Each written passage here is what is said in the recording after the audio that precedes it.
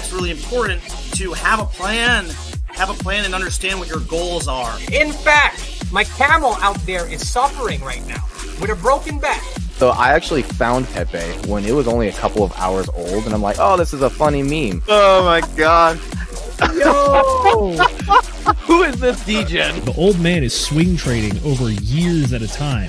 And it's like, that's where the real money is made. The answer is a permanent loss. With single-sided staking, you don't have to worry about impermanent loss. Really, at the end of the day, it's just a matter of a macro market. It's just what happens. If you're aware, if you're disciplined, you can hone that into further financial growth. Financial freedom, so we can actually live life and not have to be constantly living paycheck to paycheck. I mean, that's the ultimate goal, more or less, right?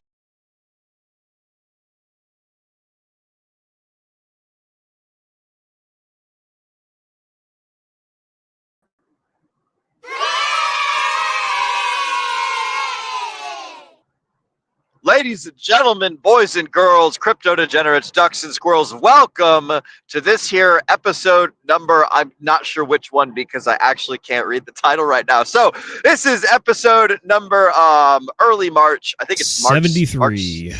March 73. Episode 73. There you guys go. You heard it right here from our man Zenith. Episode 73 of the Degen Roundtable flagship show. For those of you guys who don't know who I am, hello, my name is Will Stevenson. I'm an iron worker that builds TV and radio towers, and I travel around the United States, which I'm doing right now. And in my free time, I like to talk cryptocurrency and self-improvement to super fine and awesome degenerates such as these wonderful men you see here. We are joined today by my co-host, Zenith, our budding legal and government analyst. We also have Brendan, the anonymous bean, right over here. He is our macroeconomics specialist and a super cool, crazy, awesome salesman guy. I love it. And then we're also joined by Jay over on the far left of the screen. Jay is our resident great value technical analyst, but I think he is better than great. I think that he is the greatest value. So that's my personal 2 cents. Gentlemen, welcome, welcome. Can you, if there's anything I missed in your introduction, please feel free to introduce yourself. And let's tell the folks at home what is new and exciting with you. Starting with Zenith. What's up, broski? Not much. I am just finishing up, trying to catch up on all the Richard Hart streams that we've got on this weekend. I mean, not to bury the lead here, but yes, the case was dismissed and everyone has come out of the woodworks to do a bit of a victory lap with the community. And I think it's kind of fun because we've seen a lot of people that we just haven't seen around for a hot minute. And everyone's coming out of the woodworks like, what? Richard won? It's like, yeah, welcome back. Happy to have you. It's great. I like it. Well, how are you though, bro? What are you doing other than catching up with all the streams and things? What's cool going on in your life? I hear there's a conference coming up in the near future. Yeah, we have the Pulse 369 conference coming up in Vegas starting on Friday, I want to say, although I think there's a reception on Thursday night. So shout out to everybody that's going out there. I hope to see you there. Please come say hi, come hang out. It's going to be a crazy weekend, and we're going to be capping it off with the old golf tournament on Sunday, which I am very excited for. I've been practicing a lot lately, even played a little bit yesterday, so we're getting ready to try to crush it while we're out there, but it's mostly just for fun, let's be real. Awesome. Well, thank you, Zenith. It's good to have you on the show today. Mr. Brendan, the anonymous bean, broski, what's new and exciting with you? Welcome back. Thank you. Oh. It's been a while. So much going on, marriage, little mini moon, moving, new job, like so much new stuff going on in my life and all good things. Praise God. Today I was out for a friend's birthday party, a little pool party this afternoon. That was fun. And I don't know if you've heard, but there's been a bit of hopium injected straight into the veins of everybody in the Richard Hart ecosystem. And man, do I like to see green candles. It's like, it's like Richard Hart ecosystem dragged up all the crypto. So because I see green everywhere now. But we have other great news, right? Like, we have a lot of other great news that we will get to tonight. And it's exciting when we can have streams like this that we can just continue to have some fun and bring you some hopium. But, always going to have both sides of it. So we will bring you that. But tonight, definitely more of the hopium than anything else. I like it. Excellent. Well, thank you for joining us tonight. Mr. Agent J, bro, what's new and exciting with you? I hear you've been doing a shit ton of alpha dropping over in our Telegram. Yeah, so I have streamed at least once, if not twice, for the past few weeks or so. And oh no, we lost Brendan. Oh no, his we camera. lost me. I'm here. But I yeah. just gotta plug in my computer. Okay, I gotcha. I thought we lost him. This is the first time I've seen this particular screen when somebody goes off camera. So I was like, "Uh-oh, did we did we lose him?" You know, But good to know it's that Brendan is interesting still because there. instead of like turning my camera off like I would normally, I just closed the shutter, and apparently that's what pops up. This is a new computer, Neat. so Very neat, very neat. But yeah, we have been streaming nonstop over in the Telegram, and so when we do the TAs today, a lot of the Telegram community members are not going to be surprised because it's just going to be a review for them. But I'll keep it a surprise, but let's just say we got bullish on the charts a lot earlier than most people in crypto Twitter. And you'll see exactly why when we do the analysis. But aside from that, just been enjoying the ride because as you know, there's money to be made on the move down and there's money to be made on the move up. You just got to know how to make those moves. And I finished. I don't think I might have mentioned it here on our stream last week, but I was in the middle of building a custom D&D table for the homies here in Arizona. I finished that just before our session this Saturday, so we had our first session on that nice little table yesterday.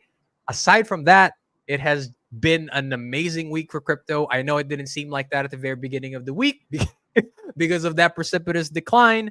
But man, we got some nice orders in before the move up, so I can't wait to share what I've what me and the rest of the Telegram community have been cooking while the rest of YouTube has been kind of sleeping. So Excellent. Well, I love to hear it. Well, we will go ahead and we'll save that TA for after the chat shoutouts, which is the next thing that we're going to do. I'm actually pulling off the interstate right now, so this is a perfect time for me to park and do a quick little round of chat shoutouts. So, Mrs. Producer, if you don't mind, let's go ahead and throw them on up. I unfortunately packed up my little chat shoutout sign, so we're just going to have to do it the normal fucking way.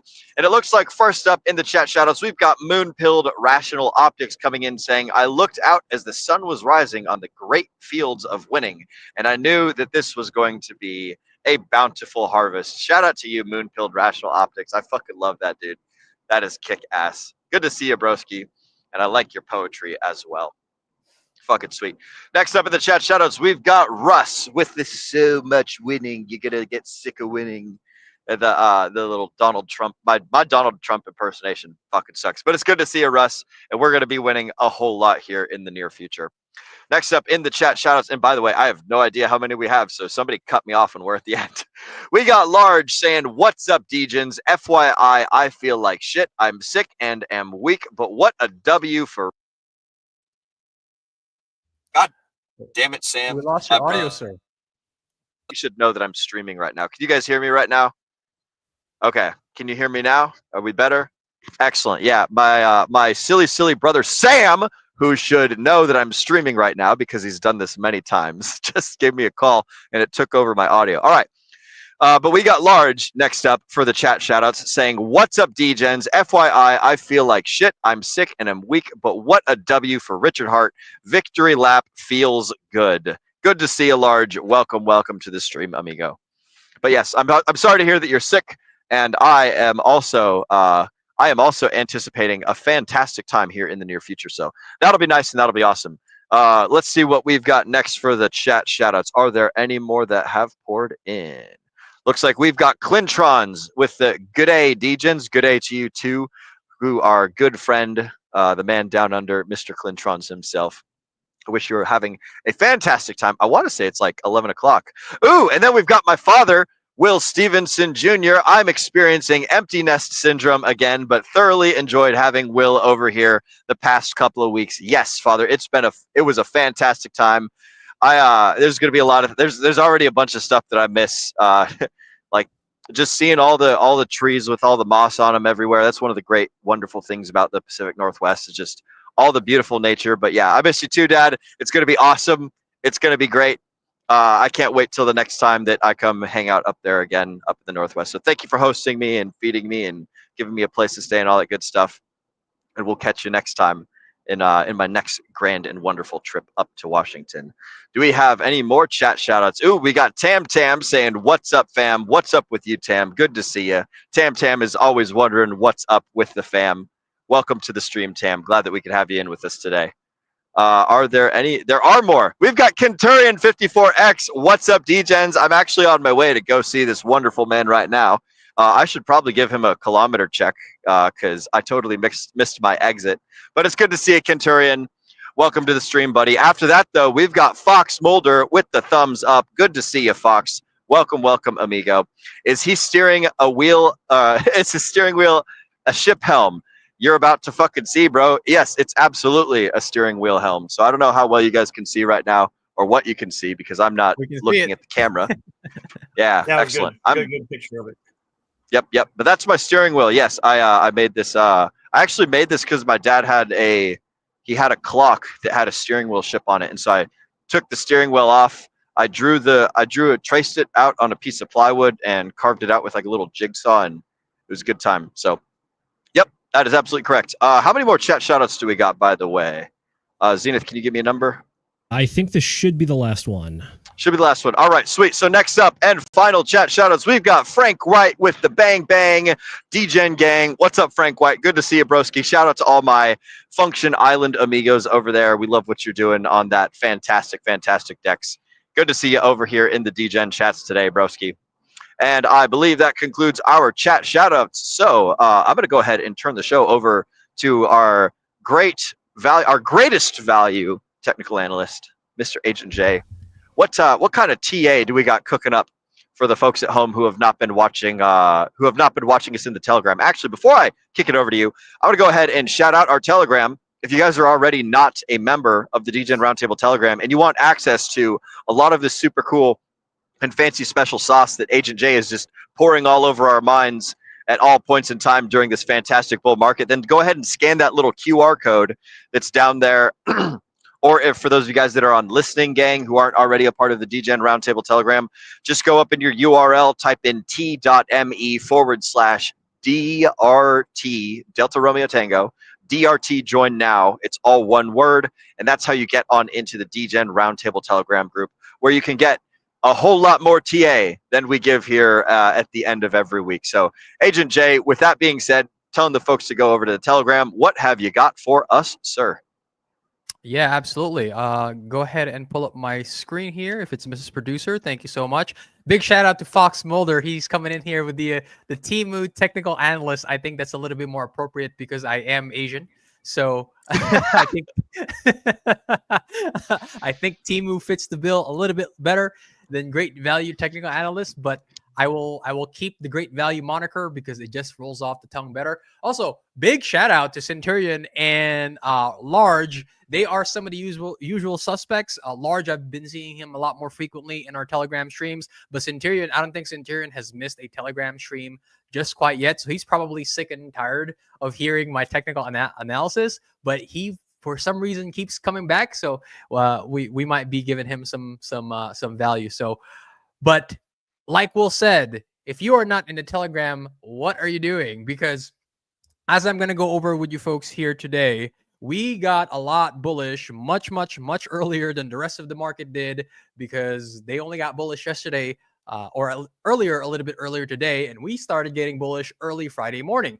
And we are going to go over those scenarios today. However, first and foremost, let's go over the Bitcoin 60-day cycles because we do have a very convincing 60-day cycle low that was in on Friday, the 28th of February. So just before, I think, actually, yeah, that was the monthly close, right? Because there's only 28 days in February. So how appropriate.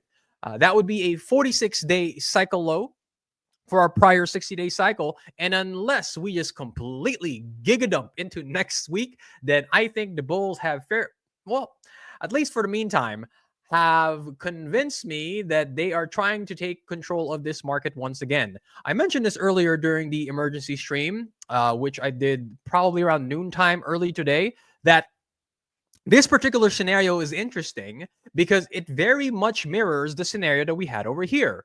at the very beginning of our last 60-day cycle. When the bulls came in, took the all-time highs, had a convincing amount of volume, right? This was not a pitiful amount of volume for the daily candle. I said at that point in time that the bulls stepped in convincingly, and it was their 60-day cycle to lose. And unfortunately, the bulls did drop the ball during the latter half of the 60-day cycle, lost a 20-point lead, and lost game 1 of the series. However, game 2, it seems like, they are taking the lead once again. So I think, in my personal opinion, that the bulls right now do have some significant momentum. They do have some significant tailwind behind their backs. And so it is once again their 60-day cycle to lose. All right. We are currently on day number 3 with a day 3 high. And if this is indeed a new 60-day cycle, then we can expect this to take us all the way up until, I believe, the very end of April for the end of our new and current 60-day cycle, right? That would be Tuesday, April 29th, right? So that is your 60-day cycle in a nutshell. However, there is one other thing that I have here on the daily that really got me bullish, and that is the 200-day moving average that you see here on purple, right? The 200-day moving average is currently sitting at 82,478. And the reason why we got so bullish, at least initially, it was what was getting our hopes up, was because I said during the Friday stream that if the bulls cannot close the week above the 200-day moving average, which is sitting at 82,478, that would not be a very good sign, because it would put price at risk for rolling over into the following week, right? Because being underneath the 200-day moving average is indicative of bear market territory. Now, that doesn't mean that you stay above the 200-day for the entirety of the bull market. There are very obvious points in time where we spend times below the 200-day, like during our major corrective times, right? The macro wave 2, the macro wave 4. We know that we're going to spend some time consolidating around the 200-day moving average, but for the most part, you want to stay above it. And it was very important that we close the week above it because of the significant weakness of the market during our prior week, which was this entire painful move down here.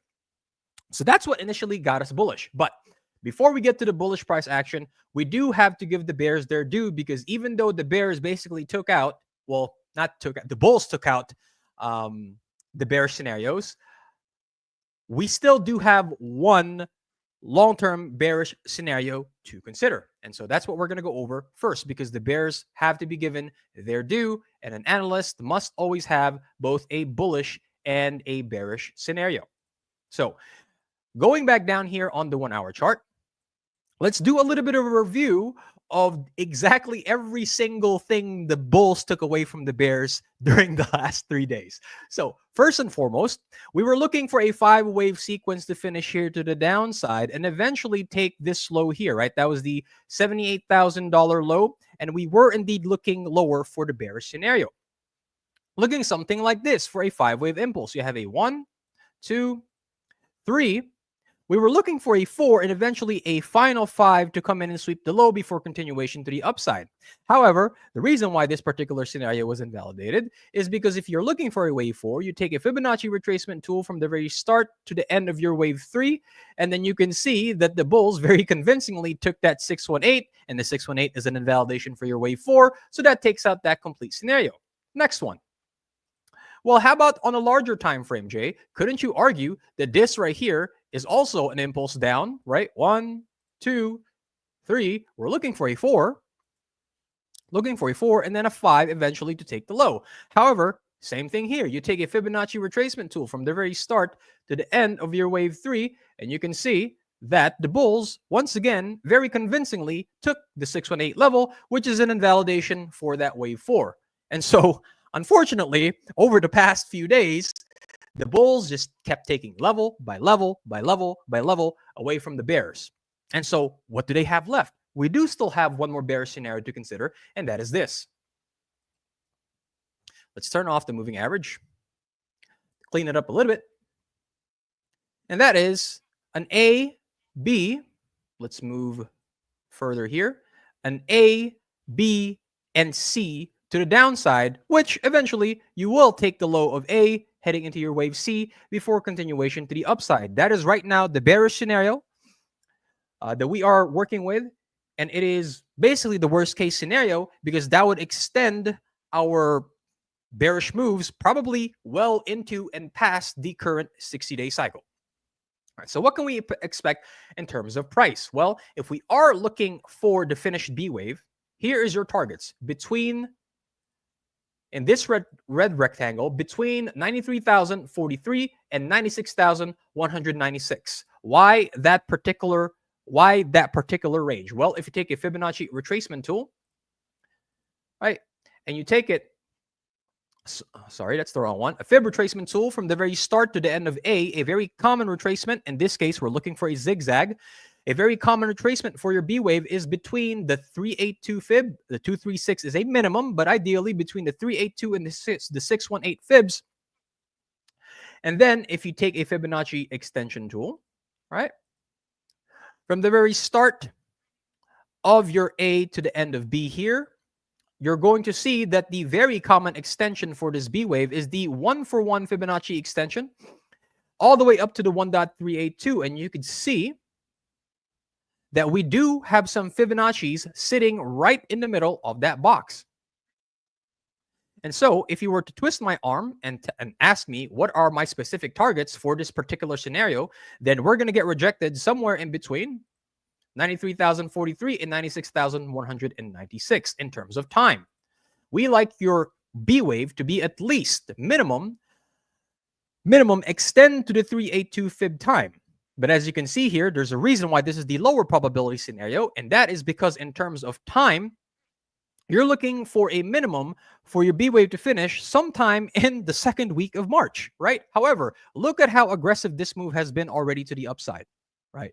Too quick, too fast, too soon, not even at the minimum Fibonacci target. However, time is never invalidation. It just has to factor into your probabilities, right? And so once we get rejection here, what you're looking for is eventually that zigzag pattern to finish in your A, B, C before continuation to the upside. But we are looking to sweep the low of A here. But once again, this is your lower probability scenario at the moment. But the bears do have to be given their due. Now, for the bulls, let's get excited because I think after the last 2 weeks of FUD, of fear and greed heading down to the 10 levels, of Bitcoin losing 85,000 and then giga dumping. Remember, there was that gap that we were talking about below 85,000 where there was basically zero support. And unfortunately, we lost the $85,000 level, giga dump back down to 80, lost a psychological level of resistance of $80,000, and then eventually made our way back down to 78,000. So painful and scary, I think, is an understatement. However, like I said earlier during the stream, the bulls did convincingly take the reins back from the bears. Now, I mentioned that we were getting bullish earlier than the rest of the market was, at least the rest earlier than the rest of crypto Twitter. We were getting bullish around this structure here. This was around Friday morning. Why were we getting bullish? Aside from obviously recovering the 200-day moving average, that was number one. We were getting bullish here for the following reasons. And that is because when we compare this move up here to our prior move up here, right? Here are the following things that I want you guys to consider. During this particular move here, a lot of folks were, the folks that I were discussing, right? That I was discussing this with, they were looking for a multi 1-2 and then eventually a 3-4-5 to the upside, right? Because we were thinking that this was the end of the correction. However, a few issues. Number one, volume candle. It occurred at the very beginning of your move, which is your wave one. That's a no-no. It's not a deal breaker, but ideally you like to see your biggest volume candles in your wave three. So I said during that stream that when market opens, we would like to have that volume come in and inject itself here around the wave three. But instead we got the opposite. We got rejected at that high and then giga dumped all the way back down into that $78,000 low. However, when you compare this particular bullish structure, right? You had the opposite happen. You had a multi 1-2 forming again, right? 3, 4, 5. But unlike this prior structure, you saw wave 3 come in exactly where we wanted it to be, right? The massive amount of volume came in during this move to the upside here. So that got us hopeful. And then to bring us to current day, like I said, we really got bullish during the early parts of Friday. And then on Saturday, once the structure matured, right, we called every single one of these levels. We called the rejection here because this was a daily point of control. We called the consolidation here, both in price and in terms of time. And then finally, during this level over here, right, let's take that. There we go. During this particular move up over here, this was I think the update late last night. Right? When you take a Fibonacci retracement from this swing high to this swing low, you can see that the 886 was very convincingly taken that evening, right here, 886. So on the balance of probabilities, you take the 886 and you make that move up. And then, well, this is the price action that you see today. Convincingly taken that move up. Which brings us to current prices. Right. So what is our targets for the upsides for the bulls? And that is as follows. So we are looking, once again, for a multi-1-2 scenario. The 1 and 2 in green, which is your larger degree count, is already in. And then we're looking for a 1, 2, 3 in purple, possibly in. And then a 4 and then a 5 to complete the larger degree 3, right? That's the current structure that we're working with. In terms of price, what can we expect in terms of price? In terms of prices to the downside for your wave 4, right? Because we're looking for an ABC in a zigzag. Your prices for the 4, right, is between 90,901 and 91,989.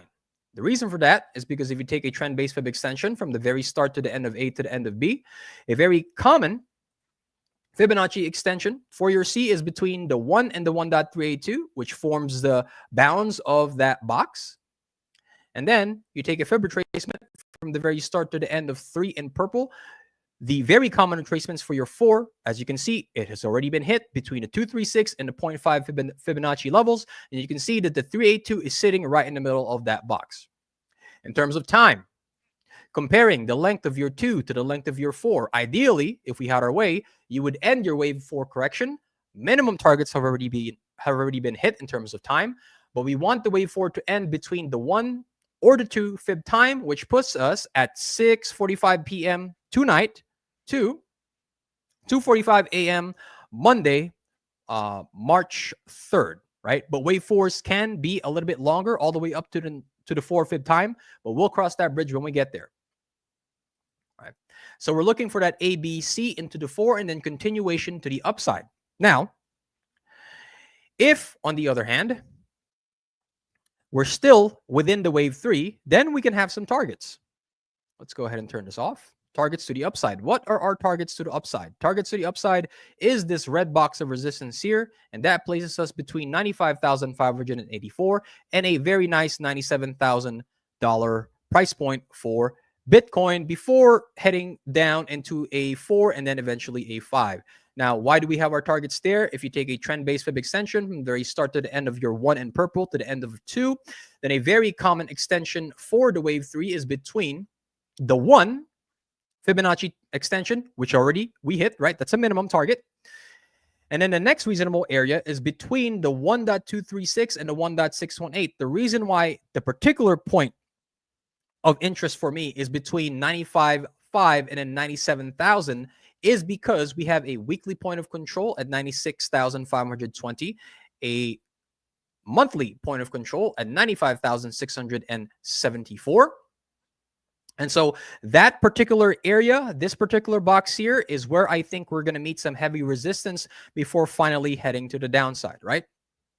However, regardless of which bullish scenario you're considering, whether we head down a little bit lower before I move up, or we just continue to the upside, it doesn't really matter because we're expecting price to continue further up. Why? Well, because once again, the bulls have taken the bearish invalidation at your 886. If you zoom in here and you take a Fibonacci retracement taken from the start to the end of A, you can very clearly see that the 886 level has been hit by the bulls, which means on a balance of probabilities, you are going to head up and take the local high here, right? Congratulations to the 886 because the 886 remains undefeated. It is batting 1,000. It is a very powerful Fibonacci level when used correctly. And so, in my personal opinion, if I were a betting man, I would not bet against the 886, and I would bet that we take this high here sooner rather than later. All right. And with all of the bullish news that we got over the weekend, I'm sure we're going to be discussing this throughout the stream. We got a very big announcement from the big man himself, Donald J. Trump, that we are going to get that crypto reserve that everybody was clamoring for. In the beginning, it was Solana, XRP, and Cardano, and everybody was like, where's Bitcoin and where's Ethereum? And then an hour later, he was like, yeah, we're going to throw Bitcoin and Ethereum in there too, which gigapumped us into the price action that you see today. So for the very first time in a very long while, Agent J is short-term bullish and long-term bullish on price. And I am fully allocated, ladies and gentlemen. I am fully allocated now. And that is it for Bitcoin. Questions, comments, concerns from the rest of the panel?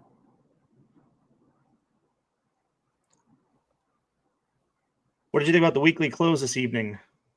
Oh, it was wonderful. A close above Good the 200 day. Yep. That's what we were looking for. We were looking for that minimum. Very solid. Close above. Yeah. And honestly, a couple of days ago, a few days, I'd say like, midweek, that was looking very challenging. And then as we got closer to the weekend, as you said, Friday, Saturday, and then this news started to pour out. Richard Hart case gets dismissed, and it pulls up all of crypto with it. Look at that. Yep. Absolutely. Hex leading the way, baby. Nate kept dropping in the chat. He was like, yeah, man, Pulse Chain is pulling Bitcoin up. Yeah. that got a few laughs out of us, man. Thank you, Jay, Zenith, as always. I have a question for Zenith, and it was earlier on before we went live. You had asked Agent J about volume. I can't remember the volume. Yeah, volume. So I do a little simpler TA than Jay does, shall we say that. But one of the things that I usually look for, I think Jay also looks for, is volume. And when I was looking at during the last week, we had our dip down and then our pump back up earlier today, effectively. And what I was noticing is that on my charts, on the dailies that I look at, the volume wasn't really anything extraordinary. It was a good amount of volume, but at the same time, we had higher volume back in November after we had the election pump there. So trying to compare that size of green candle to the ones that we had previously back in November and December, I was left kind of scratching my head and wondering what the forces going on behind this was, whether it's just purely people buying spot, whether it's speculation, whether it's options trading, all that kind of stuff. That's what's running through my head when I'm looking at the volume on this last week. Gotcha. I did see a headline on Crypto News. Shout out to t.me/crypto_news, by the way. Those guys are freaking awesome. But they had put out a headline earlier today that said $330 billion had flowed into crypto today, which like just all of cryptocurrency, most of it into Bitcoin, good bit in Ethereum, Solana, all the crap. But like apparently that was a record-breaking number or something like that. And I don't track these things. Is that the volume that you're talking about? Or are you talking about like buying and selling volume on like centralized exchanges, or is there a correlation between the thing I noticed and the thing you're talking about? It is the volume that I'm referring to is volume that can be publicly tracked. There are ways that you can actually move things without kind of appearing on that, and that's the OTC or over-the-counter trades. That's that kind of like peer-to-peer directly to each other, as opposed to going through liquidity pools or some sort of a centralized exchange, that kind of thing. Yeah, gotcha. So let me Z or Mrs. Producer, if you could pull up my chart again. This is a very good question for Z. The question is, yes, we're getting a bullish move up, but when you compare the volume candles, whether it's the daily or in a smaller time frame, weekly or monthly, we obviously got much higher volume candles during the month of November, right? So that's a very good distinction to make, and it's a very good observation. However, when you're comparing volume candles in a large time frame, then you also have to think within the context of larger time frames. We cared about the volume candle in November because we were saying that, look, if this is a macro wave 3, we would like that November candle to take out the prior candles in our prior highs, right? Because if it didn't, then that would assume that our wave 3 is done and we are looking for the end of a wave 5. So within that context, that's why it's important to look at the volume candles in a larger context. However, what we are speaking about here is current market structure, which means within the day, within the week, within the smaller time frames. And if you can see here, I have here in the 15-minute time frame, what do we like to see on wave 3s? This kind of volume, right? Which means on the balance of probabilities, this is either a 3 or a C. But based on structure, we're looking at a 3. Even going into the hourly time frame. Once again, high amount of volume coming in, which makes this a high probability, a 3. Go to the 4-hour time frame. Same exact story, right? The largest injection of volume since our move towards all-time highs, right? Knocking out every single one of these volume candles right here. So again, increases the probability that this is a 3 or a C. Right now, we're leaning towards a 3. Go to the daily. Same exact thing here. Let me clean some of this up so you can see a lot clearer. And let's zoom into the volume candles, right? Same exact story here. All right. This is the largest injection of volume on the move to the upside since this volume candle here. And there's plenty of time for the week in order for us to knock out this particular volume candle and just send us to the upside, right? And so when we are looking at current market structure, we have to look and we have to have a bias for more recent and lower time frame volume candles because you're making an analysis on current market structure, right? Which is why, at least me personally, I encourage people to, yes, it is good to have a long-term high-level view to kind of like remove all of the noise. However, if you want to have an idea of what's going to happen within the next few days, within the week, you have to spend your time within the smaller time frames because the smaller time frames, the 15, the 1 hour, the 4 hour, they are going to give you all of the information you need. Every single time we have gone on this stream, we take it level by level, range by range, and it will give you all the information you need. But you can only find that stuff out if you're looking at the details. Because if you're looking at the weekly and monthly chart, like if I was looking just at the monthly chart of February, I'd be like, well, that's disgusting, right? That's a disgusting candle right there for the month of February. It looks like we're going to keep going down. If you ask me, Jay, what's going to happen tomorrow? I don't know. I only see the monthly chart. Even on the weekly chart. These are a nasty series of weekly candles. Jay, what's going to happen tomorrow? What's going to happen 2 days from now? I don't know. I'm looking at the weekly chart, right? So if you want to take out the noise, when in doubt, you zoom out. If you want information on what you can do in order to make reasonable and educated decisions on what you can do today, you go to the lower time frames. Both are useful. That's there we good. go. Makes sense. I like it. Excellent, excellent. Well, with that, thank you for your technical analysis, Agent Jay. If anyone has anything else to add, then now would be the time to do so. And if not, then Zenith, why don't you go ahead and take us on into the news with the Richard Hart stuffs. I will, but first, we actually have a very special treat for everyone here tonight. A good friend of mine was able to join the show, so if we can, let's go ahead and bring him on. We have none other than the Nuclear Herbs. How you doing? Holy sh! I am fantastic, man. How are you, Zenith? It's good to see you again. It is great to see you as well. Always a pleasure to chat with you, whether it's on the phone or on the stream. Absolutely. But thank you so much for coming on. You've been a very, very busy guy this week, ever since Oh my God! Friday at around like 3 o'clock. Maddie. Yeah, I just got off a stream with Maddie too. How'd that one go? Good. Yeah, it's always a good time talking to him. So, Oh, I for think sure. I've done I think that was like my 5th one this since Friday. Oh my God! I'm not gonna have a voice when I get to Vegas. I know it's the timing is fantastic, I think, but at the same time, I think we got to make sure that we're not like burning ourselves out too much before we get to the big event, shall we say?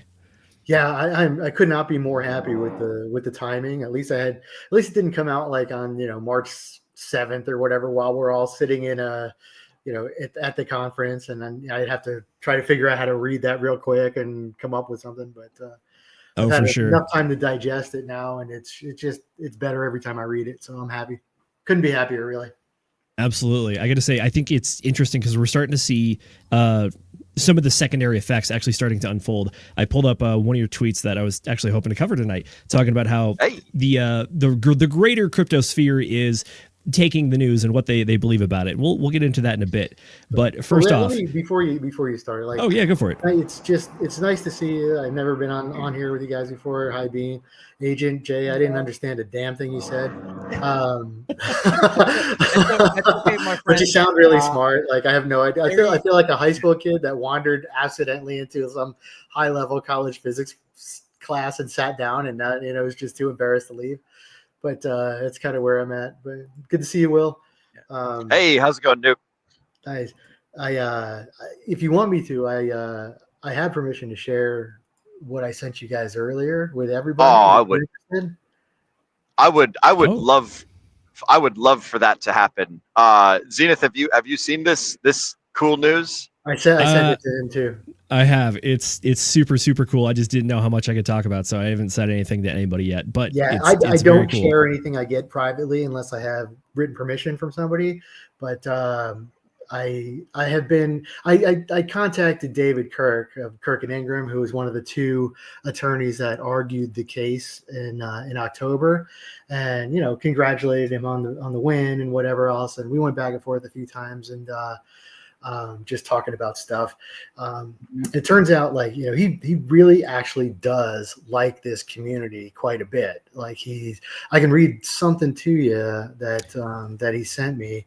I actually have it here. So do you have that? No, I don't. It's not redacted. Sorry, I can't pull it up. Okay. I will just say like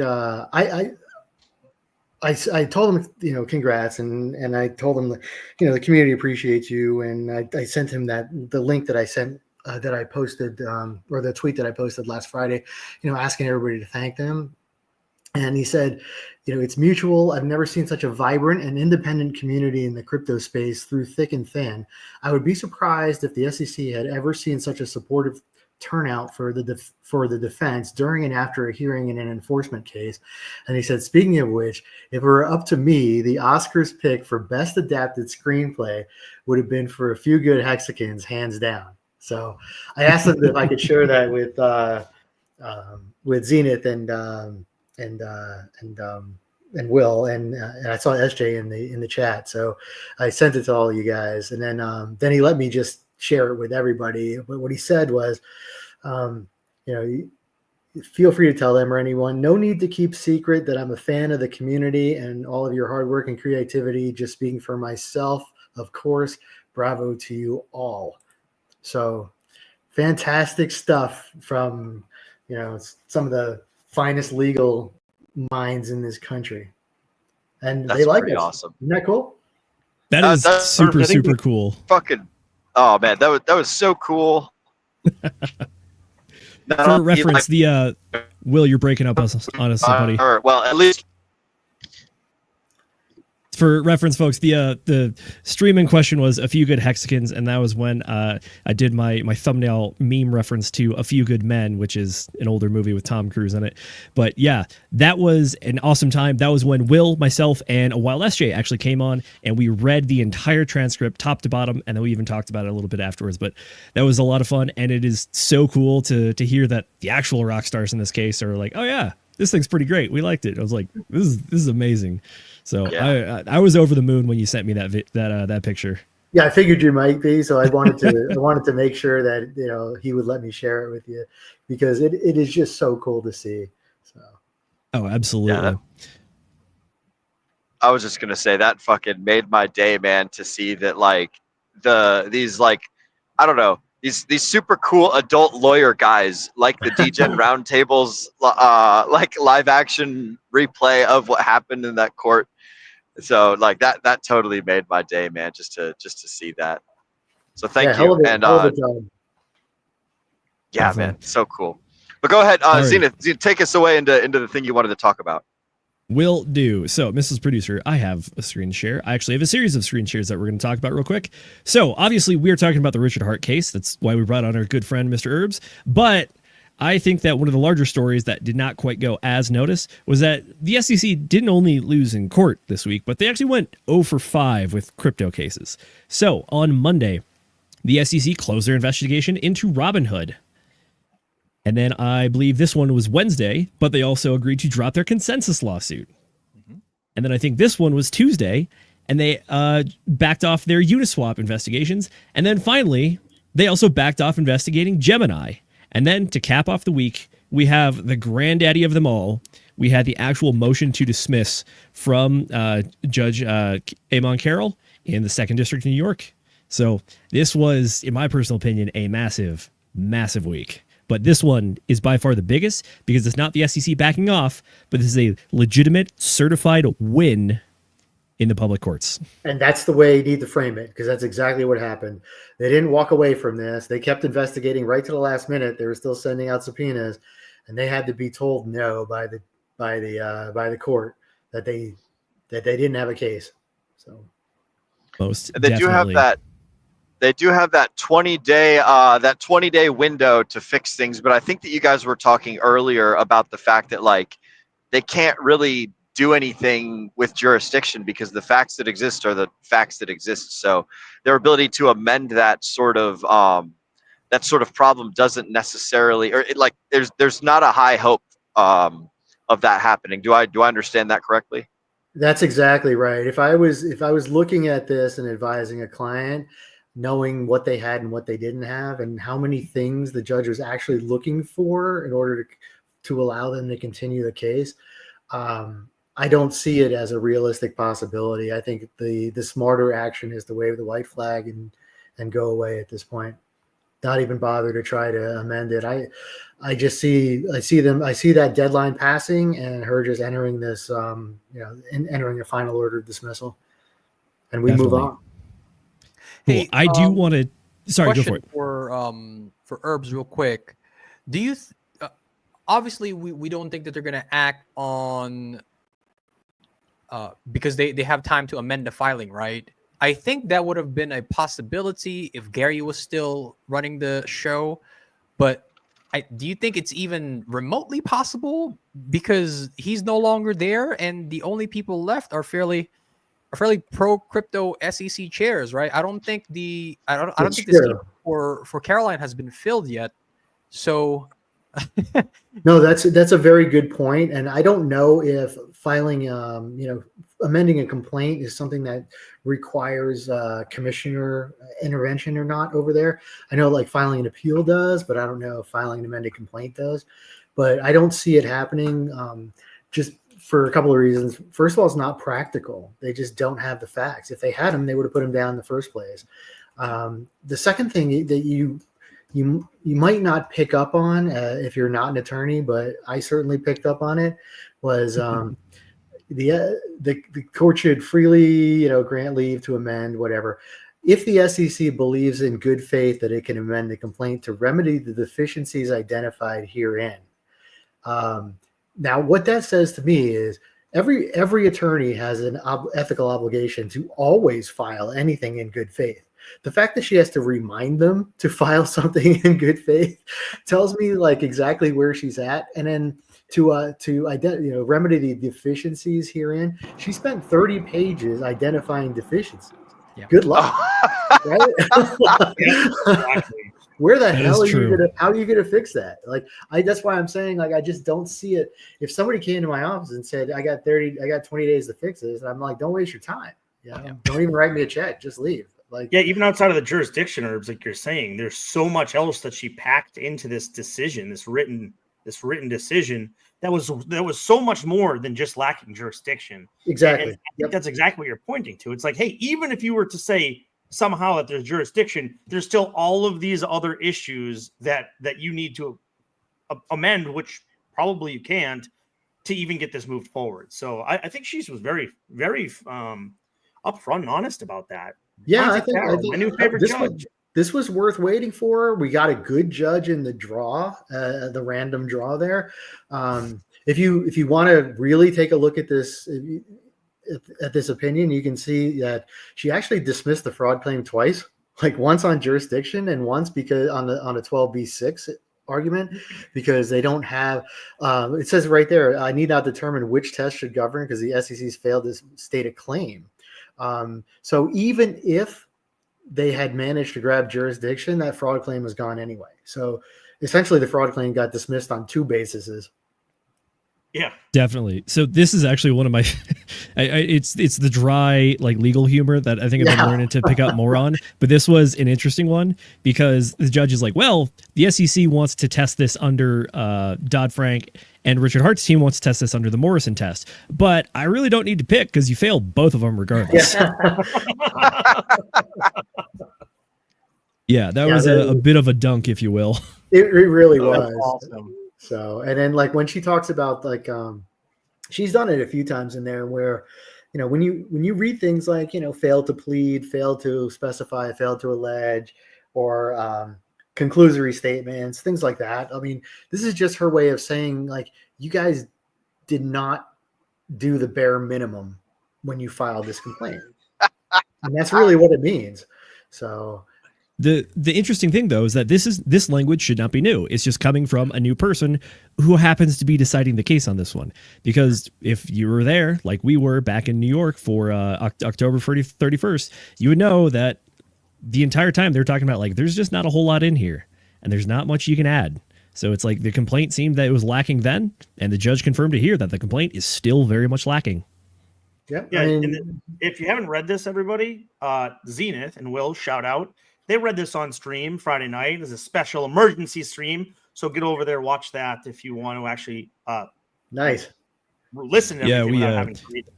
We called an audible on book club, so we decided, well, this is reading, so let's just read it live. But yeah, if you want to actually, if you don't want to read it, I understand. It's very dry. But if you want to listen to it, you can go check out our stream there. We literally went top to bottom on the thing, read the entire document. So there you go. It is out there on the record. This is not the first time I've been called Zenith GPT on this one, but happy to do it for you guys.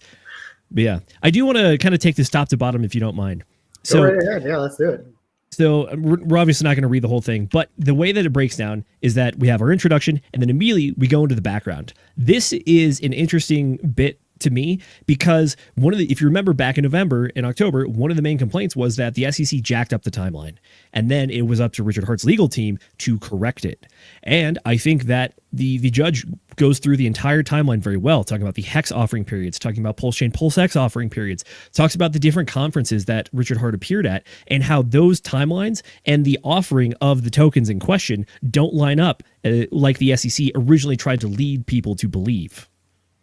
Yeah, she did a pretty thorough analysis. I mean, you can see where she quotes things that are, out of the SEC's complaint that, obviously aren't true. I mean, I think she puts in the PulseX is a token launched on Ethereum. I mean, but that's because you have to basically take the SEC's in a motion to dismiss. You have to take everything that the SEC put in the complaint as true, even if it's not. You just you have to give them the benefit of the doubt, all reasonable inferences. That's why it's so hard to win a motion to dismiss, because you're essentially your opponent's getting the benefit of the doubt on everything they ever did and everything they put in their statement. So, it's really rare to win a motion to dismiss, and to win it straight and win the thing 100% is a remarkable achievement and a huge feather in the cap of Quinn Emanuel and Kirk and Ingram, and the rest of that team. Herbs, do you also think that part of it was the fact that the SEC has lost so many cases in court recently that all of these judges sort of like worrisome antennas are sticking up anytime that they bring a crypto case to court. And then you get this written response from, obviously some of the best lawyers in the world to, a motion brought against Richard Hart that was poorly written. When we went over the first time, right? Typos. Like, it was just so poorly written overall. And it's like, this is what you're saying to the court. But do you think those previous cases, didn't give them as much of a... It's really hard to ignore, when she's been on the bench since, 1991 or something like that. She's seen countless SEC cases, just regular old straight up, SEC type securities type cases. She knows how this all goes. But it's really hard to ignore a losing streak like the SEC's had, or, things like, judges are a small community, man. When somebody gets hammered like Debtbox, they all know about it. When the SEC gets whacked somewhere for lying to another court, they know about it. And all the goodwill that they've built up over the years, or all the trust that they built up in, 30 previous cases or 40 previous cases in front of her, or whatever it was, that's a different SEC than what we've seen in the last couple of years. So yeah, it's probably made some sort of impression. Probably wasn't willing to give them the benefit of the doubt as much. Probably maybe helped her analyze things a little deeper. The fact that we all showed up and packed the courtroom, that's never happened. The SEC has never seen a packed courtroom for a defendant in an SEC case, ever. I would be willing to bet everything on it that they've never had to see an overflow courtroom opened, ever. It was just, things like that just make an impression. And I'm just glad she was as thorough as she was. She was as prepared as she was when she held the oral argument hearing. She asked a lot of the right questions. And, you can never really tell what a judge is thinking, because a lot of times the questions, they look like they're designed to get one answer, and sometimes they get something else, and maybe it leads her down another road than what you were expecting her to go down. But I would say that this is really consistent with the questioning that we saw. I would agree with you when we talk about how the judge went above and beyond in this case. Back in December, I think it was, you and I were both covering it was the Tornado Cash case that was held in the Fifth Circuit Court down in Texas. Right. The case was brought by some of the users of Tornado Cash. And in that case, you saw what the judge did is they looked at the legal definitions of the laws, or rather the federal agency's interpretation of the rules. Yeah. OFAC, thank you. Yeah. And said, look, you don't meet the technical definition, therefore you don't meet the technical definition. The rest of your claims don't matter because you didn't clear step one. In this case, we actually don't get that. We get a step above that, which is we obviously start out here with the personal jurisdiction section, and that alone should be enough just to settle the motion here. But beyond that, she even goes down and talks about the securities claims, and then also talks about the fraud claims. Didn't have to do any of that, but still went ahead and did. Yeah, she was very thorough, and I really appreciate that kind of work out of a judge. Personal jurisdiction, as I said many, many times, is a pass-fail test. You can't move forward with a case unless you have jurisdiction over somebody. And so the only option she had once she found she had no jurisdiction was to dismiss it. But the fact that she went through basically gratuitously whacked the SEC, saying that, like, I don't, the fraud, you couldn't bring your fraud claim anyway, even if I found jurisdiction, because it sucked. That's pleasant to read for us. I enjoyed that. Absolutely. If you don't mind, I want to do a little reading between the lines. So Will and I have talked extensively about this. I know you've talked extensively about this. We've talked about what's in the document. But notably, if you've been following the documents that were submitted before this, the original motion to dismiss by Richard Hart's legal team, there were two arguments they made that were not included in this motion to dismiss here. The first one is an actual determination of a securities test, aka Howie, and then secondly was First Amendment claims. We don't see any of that wordage in this motion to dismiss. Correct. So in your professional opinion, what do you think happened to those claims? Was it just not necessary? Was it something they just didn't want to touch? Yeah, that was step 3 and step 4. She dismissed it on step 1.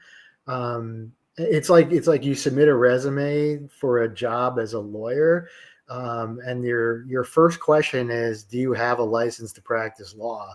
If you don't, then that resume gets tossed in the trash, no matter what other credentials or whatever the criteria you have or how good you might be at something. So that's exactly what personal jurisdiction is. If you don't have jurisdiction, you don't really get to move on to other things. The reason why she analyzed the 12b6 claim was because it's also a pre-answer type of claim.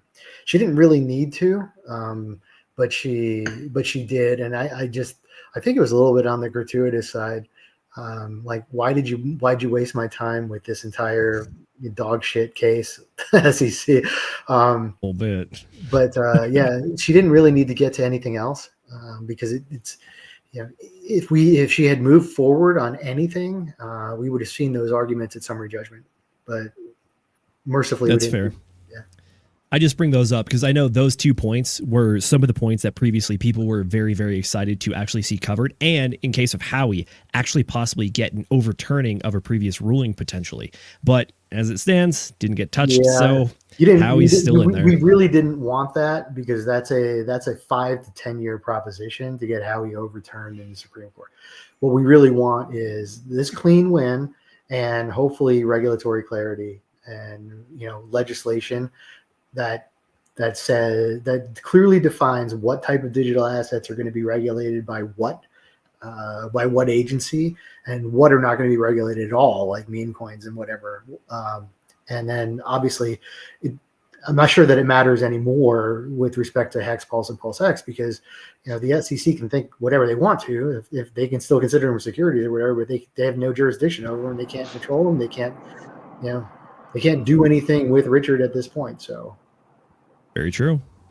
Alrighty, I do want to get it into a bit of the community reaction now, or at least the overarching crypto community. So there was, I think a lot of people are falling into a common pitfall that happens when you get to any legal proceeding, which is that sometimes just bringing accusations is enough to taint the public opinion. So, Mrs. Producer, if you don't mind, I do have another screen share. Yeah, that's a fair point. And I have found this tweet. By the way, I'm not trying to beat up on the guy, the Wolf of Wall Street. He has a larger show, it looks like, and I'd be very interested to talk to him about it. But I think, unfortunately, this tweet is a bit of an example of not understanding what innocent until proven guilty means and the full ramifications of it. So, from the top, breaking. A U.S. judge has dismissed the SEC's lawsuit against Richard Hart, founder of Hex, Pulse Chain, PulseX, ruling that the agency lacked jurisdiction to pursue the case. The SEC accused Hart of raising over $1 billion through unregistered securities offerings and misappropriating $12.1 million for personal luxury purchases, including the world's largest black diamond. However, the judge dismissed the case on technical grounds, finding that the SEC failed to prove a strong enough connection to justify enforcement. This does not mean Hart was found innocent or cleared of wrongdoing, only that the SEC didn't have the legal authority to prosecute him in a U.S. court. So, as a little bit of 101, Mr. Herbs, who does the burden of proof lie on in legal matters? Yeah, it's always on the plaintiff. So, if you want to win your case, you got to lay out a case that you can prove, and they didn't do it. This is a lot like, I don't know, I'm trying to think of a good analogy off the top of my head, but, being accused of by your spouse of cheating, going out with the boys saying you were going out with the boys last night bowling, and then, being accused of cheating with one of her best friends. And then you can prove that, you were there and her best friend was overseas in France at the time. So clearly that could never happen. And then your girlfriend basically saying, well, it doesn't mean you didn't cheat. It was a technicality. Yes, it does. That's exactly what it means. Yeah. It's not, besides jurisdiction, as I responded to him. I have a post underneath there where I responded to him. But it was, yeah, there you go. I got you real quick. The SEC couldn't even lay out enough facts to make out a bare bones fraud claim, regardless of what test the judge used to evaluate it, including the one SEC asked her to use. SEC, we think he committed fraud. Judge, okay, why? SEC, reasons. Judge, dismissed. If you can't explain why you want to prosecute someone for something, maybe you shouldn't be prosecuting them. It's a fair point, isn't it? Like, I mean, you have to lay out, you have to know what to defend just as a matter of due process. If you're a defendant and somebody's like, I want to sue you for this. Well, like, sue me for what? Like, what did I do? Well, I'm not going to tell you. Like, well, then you don't get to keep doing it. Like it goes away. And that's the whole point. Like, you know, it doesn't mean, you know, if somebody charged Richard with knocking over a gas station and you know, and he wasn't even in the country at the time, and they dismissed the case against him, he's innocent. Like, you cannot prove it. If you cannot prove it, and there's no innocent here, but he's not liable for what they argued. They're not liable for what they claimed. And the beauty of this particular argument was, you know, well, he may have committed fraud. Well, okay, fine. What jurisdiction is going to go after him for it? Right? Correct. And we clearly know it's not the United States, because the United States couldn't lay out a claim. So what makes you think any other country can lay out a claim? In nuclear herbs, let's not forget that Judge Carroll also said, you know, during the hearing that you guys all went to, she said, look, he said he was going to build something, and you gave him funds. He built it. He used some of the money. How's that fraud? He did exactly what he said he was going to do. He did. Yeah, she did say that. And she also asked, like, well, why couldn't he use that money? That was a good point that she made too. Like, what's stopping him from using that money? You gave it to him. Like, why can't he use money you gave him for whatever the hell he wants to, when he just said, send me money and, you know, forget about it. You just write it off. But like, even if he didn't say that, even if he was like, hey, send me money and I'll build this thing, and then he builds the thing with the money that you send, or whatever the case. So what's wrong with that? You know, everything that said was going to happen happened. And that was what I thought was very interesting when she was bringing up this case. It's like, okay, it's not only that he didn't commit it's not only that, like, you don't have jurisdiction to commit fraud, but he did exactly what he said he was going to do. So where's the fraud? Yeah, that's why one of the reasons why they were never going to be able to prove their fraud claim, even if the court let them go forward on other things, on the registration requirements or whatever the hell else, the 5 and the 17. But they were never getting the fraud. They were never going to be able to prove that, no matter what. True. Hey, to finish, are you familiar? Are you familiar with how Judge Catherine? I think her last name is Faia, if I'm pronouncing that correctly. Yeah. Are you familiar with how she proceeded with the SEC versus Coinbase case? Because this the ruling here reminds me of something very similar that happened within that case, and that is when. So we heard a little bit of the audio recording of that particular exchange. And during that case, Judge Catherine was like, look, if you're trying to tell me that Coinbase sold unregistered securities and X, Y, and Z crypto asset failed the Howey test, I need you to tell me how they failed the Howey test, or how they comply with the Howey test, right? And then the lawyers there could not give her an answer. They just kept telling her, well, they meet the Howey requirements. And she said, don't take me for a runaround. I'm very familiar with the Howey test. I need you to give me specifics. And they couldn't give her specifics. And I think both of those, correct me if I'm wrong, Z, didn't both of those particular lawyers, SEC lawyers, resign after that case? Because I don't know. Actually, that's interesting. And I can't remember on that one.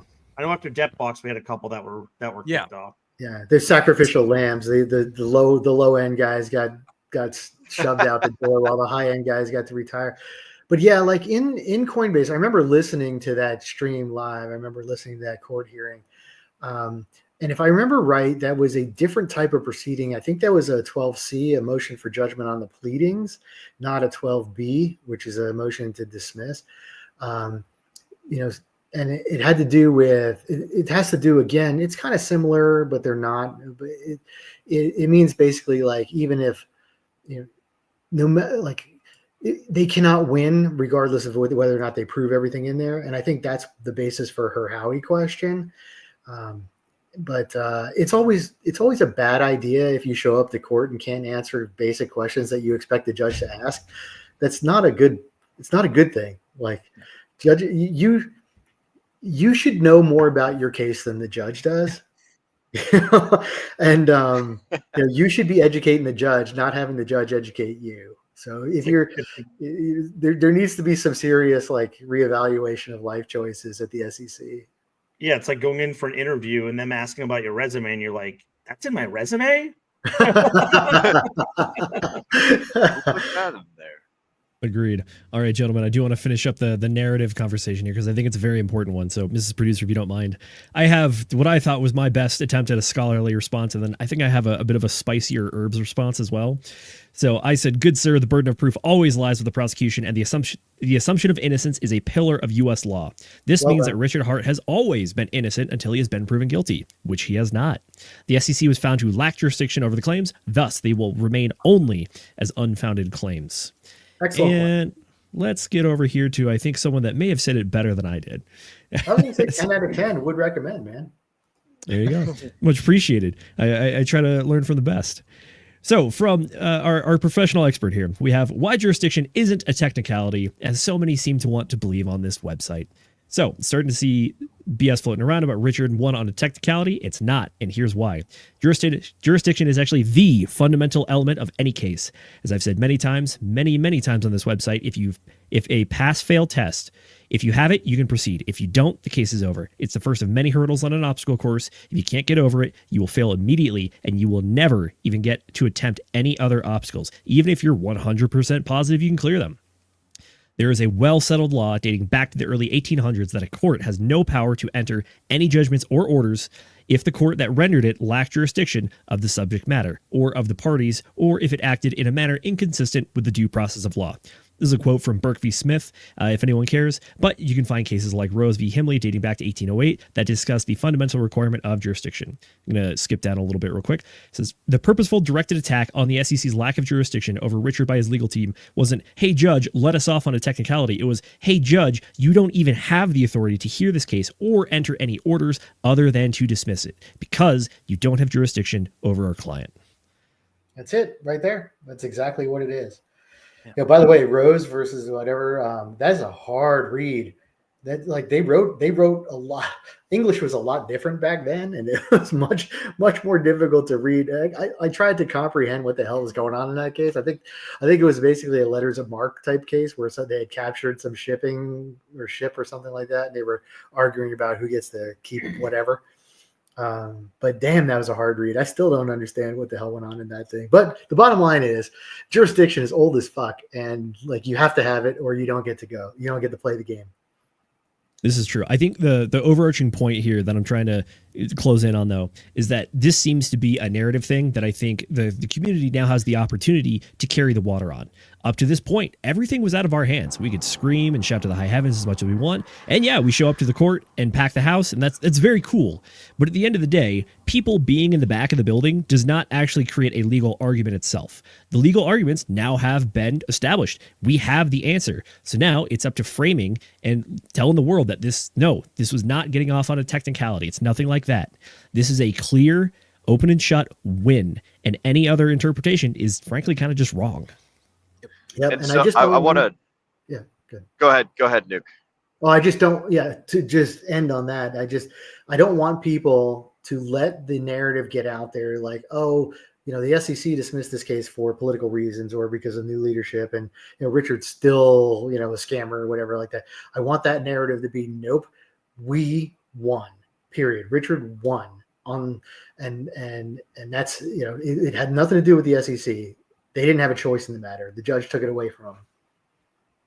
Correct. Sorry, Will, what you got? I think that the original post from the homie who is making the shitty claim, I think that the important thing to keep in mind is like there's going to be people that are going to make bad claims in anything in life. There's going to be people spreading misinformation, spreading truth, spreading their own little campfire stories, because at the end of the day, like, the truth doesn't matter as much as the loudest voice that screams the best, that has the best sales pitch. So in order for nincompoops like that to not have an effective means of spreading terrible messages, we need to have like good salesmen on our side that are louder, that are smarter, or just like more of us, right? There needs to be more quality volume on our side of the aisle than on the like everyone else that's talking about like, oh, got off on a technicality, or oh, like he bribed the judges, or like, oh, he ate a peanut butter and jelly sandwich that day and that, made some butterfly flap its wings somewhere and all this fell into place because of that. The important thing is like there has to be better salesmanship of the truth on our side in order for the correct message to be spread out. So if I had a call to action, that's what it would be, is just for the Hexicans, for the Pulsicans, for all the folks that are fans of Richard Hart or fans of the truth or fans of the legal and justice system. Like that's the thing to focus on, is being a good salesman of the right message rather than being like a scammy salesman for some incomplete bullshit. So that way the opposition can spread some shitty messages. It's all about like good salesmanship, good propaganda, all that stuff. Agent J, it sounds like you got something, bro. Yeah, just to kind of add on to what you said, we kind of already knew that this was going to happen regardless. We knew that, and it's not just within this context, right? You could take this across any other avenue of life. We know that there is a certain group of people out there who have made their minds up about Richard Hart, about his products, and their minds are never going to change. They have dug their feet into the sand. They have buried their heads into the sand, and they're not going to hear anything else. Whether Richard Hart wins the case and is exonerated in the eyes of the law, they're not going to care. And so those people we're never going to be able to change their minds regardless. But the important thing here is overall, we have clarity for the rest of the market. And now the people that were on the fence can now have something more substantive to chew on, right? Like, okay, this guy has been exonerated in the eyes of the law, and they're going to see past this claim of technicality. Right? It's one of the reasons why also we wanted him to proceed with the trial anyway, because it's like, well, we want him to fight and we want him to win, because we know that if he just settle out of court, then that leaves that cloud of uncertainty over him and the products, right? But the fact that this ended in the way that it did, then that cloud is, it's no longer hanging over him. It's no longer hanging over him and the rest of the community. But unfortunately, there is still going to remain that small group of people whose minds were never going to be changed regardless. They just don't like him. I agree with you that there will always be a group of people that really have just dug it in and are never going to back out of their position. Maybe they feel that they've doubled down too many times to even possibly come back, or they just are not interested in even hearing the case. But that will always exist. I think one of the things that we really have an opportunity to kind of prevent against it with running with the narrative now is the exoneration idea. I agree with you that the courts, they can exonerate, but that is not the purpose of courts. The purpose of courts is to prove guilt. Exoneration is kind of this fallacy that I think humans have a tendency to fall into, because we see it's the idea with like newspaper corrections. You always see the original incorrect headline. You never see the revision that happens on page 7. And in people's minds, they still are running with the idea of the incorrect headline. So when it comes to the legal proceedings, it's this fallacy that we fall into. It's like, oh, they were accused, therefore they're probably guilty. It's like, no. Even if they are not found guilty, what the court is not doing, the court is not there to exonerate. The court is not there to prove innocence. It's there to prove guilt. And if it fails to prove guilt, then thankfully we have good old English common law to show that innocence until proven guilty is a staple and is the best way to run the legal system. So now we have the win. The point is not to say that, they won on a technicality. It's no. Richard Hart was always in the right. They tried bringing the case here to prove he was in the wrong, and they failed. Therefore, if he's not in the wrong, that means he's in the right. Well said. Both of you. Actually, all three of you. Well said. I'd also bring like in the A game tonight. I'd like to also point out that there were a number of people that, as you kind of alluded to and mentioned, that kind of had him guilty without even going through this process. And I will give credit, Charles Hoskinson. We kind of have beat this guy up a lot, and rightfully so, over some of the things he said. First person to come out and said, hey, I was wrong. My apologies, right? Like, whatever, I don't think that necessarily heals all of the wounds that he's inflicted. but it's a good start and it's better than what most people have done out there. So I'll at least give him a little bit of credit. I thought that was classy on him to come out unprompted. 100%. Yep. Yeah. And I think that I'd like to see a few other people do that. But I know that a lot of them, like you guys are saying, are so stuck in their ways. Jay, you said it, that like, they're living in their own little dream world and they don't care to come out of it. At least Charles is like, hey, I'll be the first one to apologize. And good on that. I've got a hit list, man. George, Yeah. Paul Barron, Bankless, boys. Okay. Charles already apologized. Eric Wall said he's going to apologize as soon as Richard Hart opens up his comments.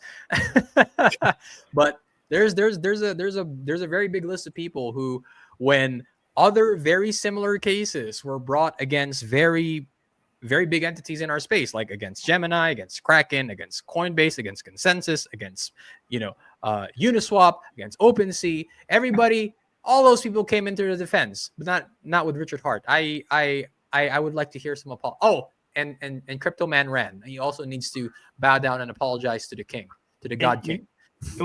Agent Jay, it's not just them too, but like Uniswap, they delisted Hex because of the SEC case, right? Like we need an apology out of them. We need a relisting.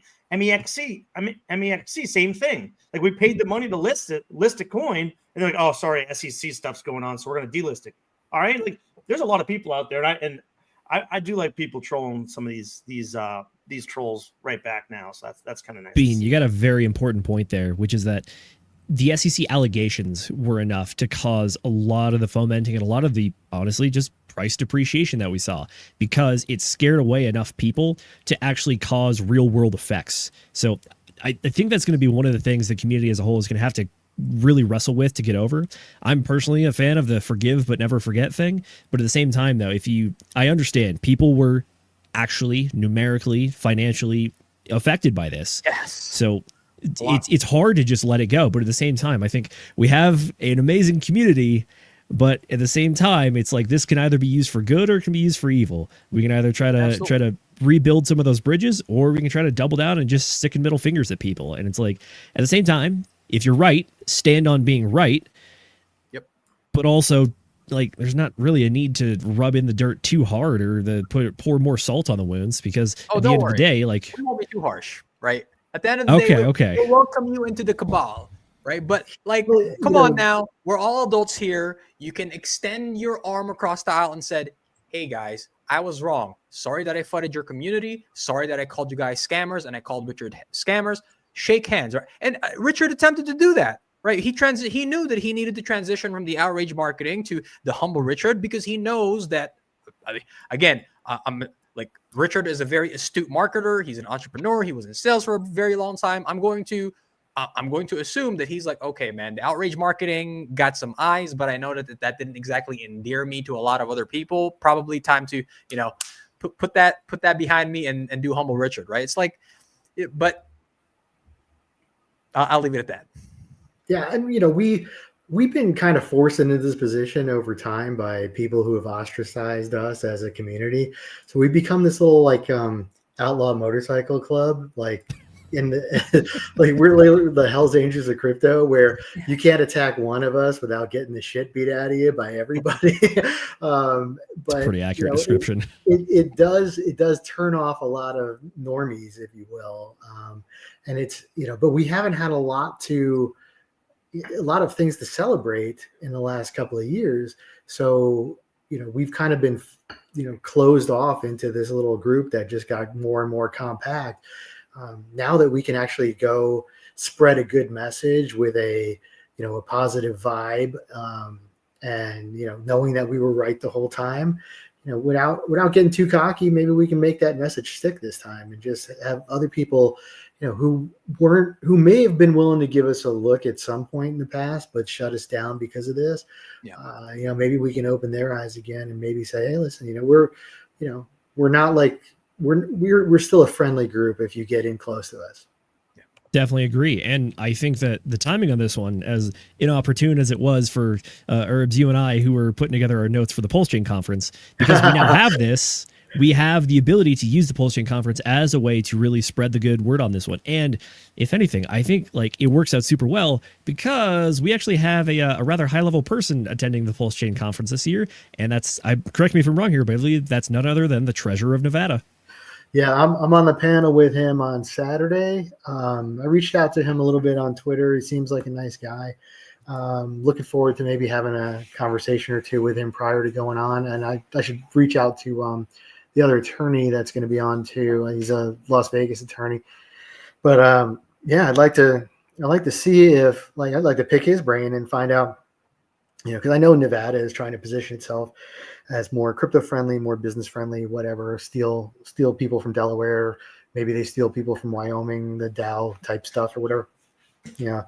And I'd like to know what he thinks, but having this development might make it easier for us to have a conversation about Pulse and where Pulse sits as far as what he thinks about regulation in the future. I'm thinking Las Vegas, Nevada in general, strategic reserve, just with Pulse Chain Hex, Pulse X and Ink. I love it. I'm not sure it's going to be the most stable thing, but there will be some price appreciation and depreciation of the cycles on that one. And if anything, I think people are rooting for that actually. Yeah, it is at least the initial appreciation. True. And by the way, I believe the gentleman's name is Zach Conine. Yeah. Yeah. And I also am having a realization that I'm also at that panel. So I need to do more prep work. Nice. Yep. I was looking forward to that one. It's going to be Mr. Conine, yourself, Glenn Truitt, and yours truly. So we're going to be talking about crypto legalities, securing rights in the digital economy. I'm still the retarded kid on the panel. Fantastic.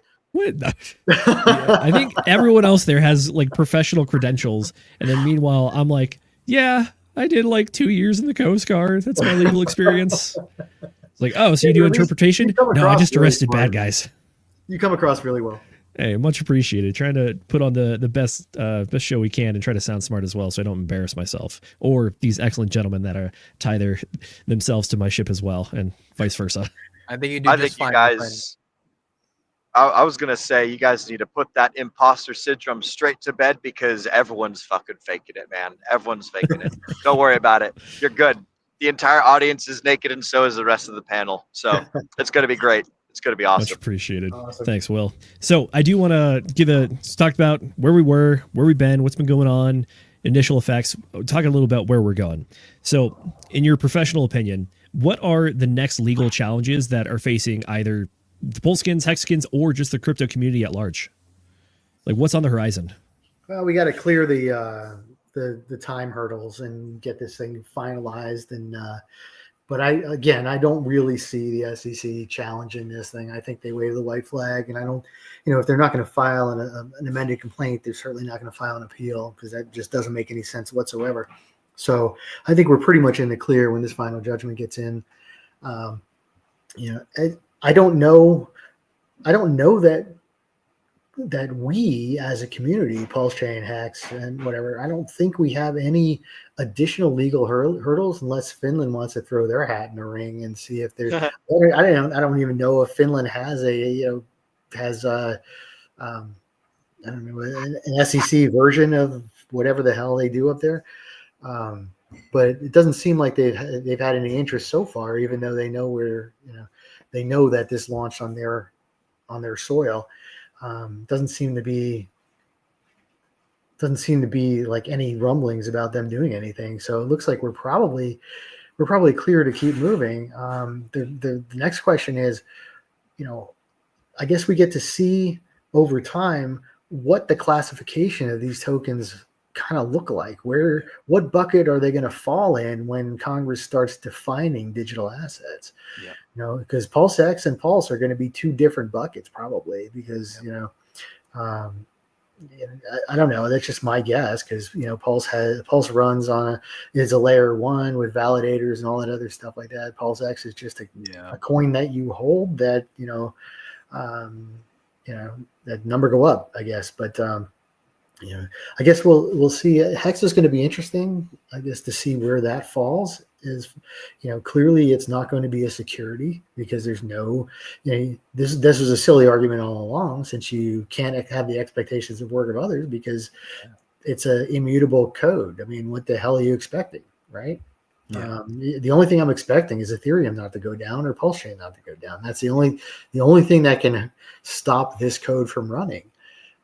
But I guess I don't know otherwise what what's in the cards for us. I guess we just have to wait and see how these things play out in policy. Yeah. As far as the Richard Hart stuff goes, I'd be remiss if I didn't bring it up, but I know you and I have already beaten this up pretty good, and I know you're already kind of tired of talking about it, so I apologize. But Europe did make a mountain out of a molehill by putting him on the Interpol red list for simple assault and tax evasion. And I'd like to congratulate him, I think, for being the only person ever to have a red notice for punching somebody in the nose. Like, I think that's the most ridiculous thing I've ever heard. And essentially, like, simple assault, like, do you know how many simple assaults happen in Europe every day? Like, the entire country would be on a red fucking notice. This is ridiculous. Like, and tax evasion, I mean, the SEC gave him a built-in defense to tax evasion, if you think about it. Like, Finland's like, hey, that's all your money. And the SEC is like, hey, that's not your money. Like, the SEC gave him a built-in defense to tax evasion. Like, so, I got to figure, we don't know what's happening right now, but, we didn't know that Richard had a legal team 6 when, until he showed up with them in January of last year. He keeps things close to the vest, as he should. And I have no doubt that if he's going to show up with, a team like that to defend him in a civil case, he's certainly going to show up with a team like that to defend him in a criminal case where he has the actual opportunity to spend time in a, public facility with shitty food. So, so there's no way he's ignoring it. We just don't know what he's doing yet. But essentially, like, what I expect out of this at some point is him to come forward and tell us it's resolved in one way or another. They wanted to keep his watches, so he let him. I mean, who knows, and then he has to go work 8 hours as a soup kitchen for community service for bopping somebody. Okay, fine, and then we're clear. Like, then, and that's the end of that story, and we can all move on. Very true. I think one of he punched someone. It could have been in self-defense, not antagonizing. So let's not act like that. Oh no, of course, right. The case is still open. That's a great point, and I've been trying to get that out of Finland for months. And Finland, for whatever reason, has closed criminal proceedings. They cannot release that information to the public. I don't know if you know this, but I emailed back and forth with the clerk of the Helsinki court.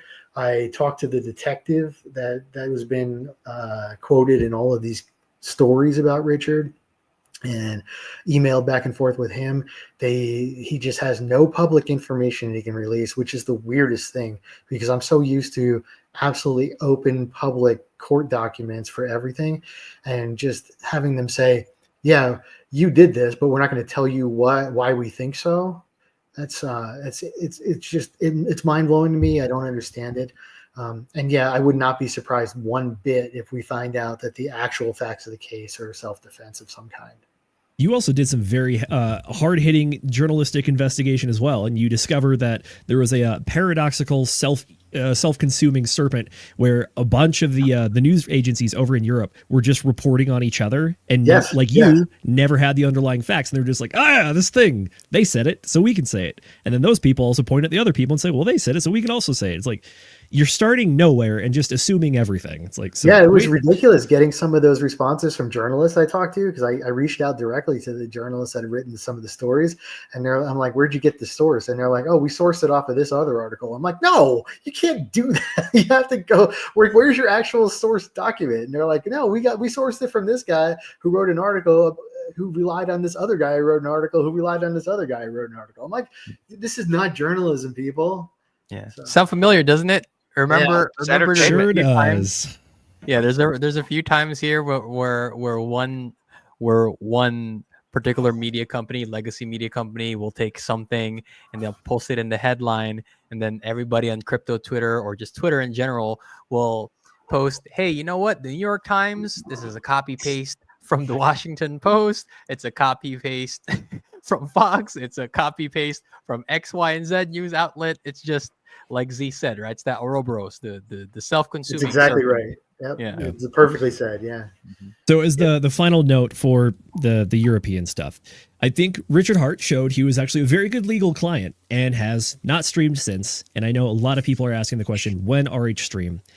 Is this case also going to, do you think, preclude RH from actually hopping on stream, assuming he continues to be a good legal client and not say anything? I don't know. It's tough to know because I don't know what advice he's actually getting. I would absolutely tell him to shut the hell up for the next 20 days. Yep. Get this At least final order. minimum. Yeah. Minimum. And then I would, if it were me, I'd probably tell him to shut up for the next 60 days while the SEC has the opportunity to file a notice of appeal. Not that I think they will, but I'm just saying, like, I'm overly cautious. It's good practice. And even though, like, there's nothing that's going to change the, what happened in the past, during the offer periods or anything like that. That's all set in stone. But I just don't want him to say anything that could potentially be misinterpreted, and it would be misinterpreted by our government. Like, I did this, or I looked out for you, or I did whatever. Where they can say, like, oh, that's what he meant when he said this back in the day, and now we have new information and whatever nonsense. So I would just, I'd be overly cautious and just let the time run out. We don't, as much as I really want him to stream, and as much as I think he has valuable information for people and people can benefit from that knowledge, the safer course of action is to be quiet. Now, whether or not that has any impact on whatever the hell is happening over in Finland, I have no idea. I don't even know I don't even know if they have motions to dismiss in Finland. Who the hell knows? Like, I have no idea what's going on over there, what their court system looks like, how things get resolved, whatever. But that's true. I think it's important for us to at least admit to our audience that we have specific areas of expertise. And unfortunately, when it comes to legal stuff, it's very nation specific unless you specialize in something elsewhere. So all the stuff that we talk about, it's U.S. dependent. It's based on U.S. law. So when it comes to all the Finnish proceedings, we're kind of in the dark on that one just because that's not where we operate. Yep.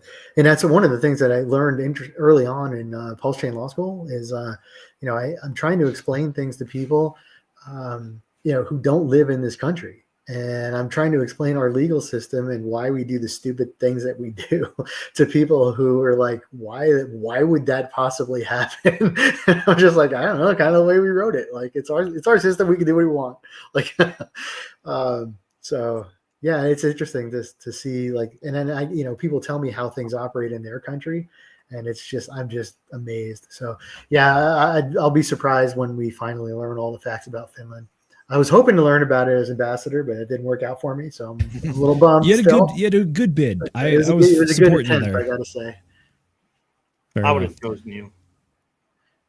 True. Alrighty, tell you what, let's hit some chat shout outs because I think we might have some stuff that is relevant to you, Mr. Herbs.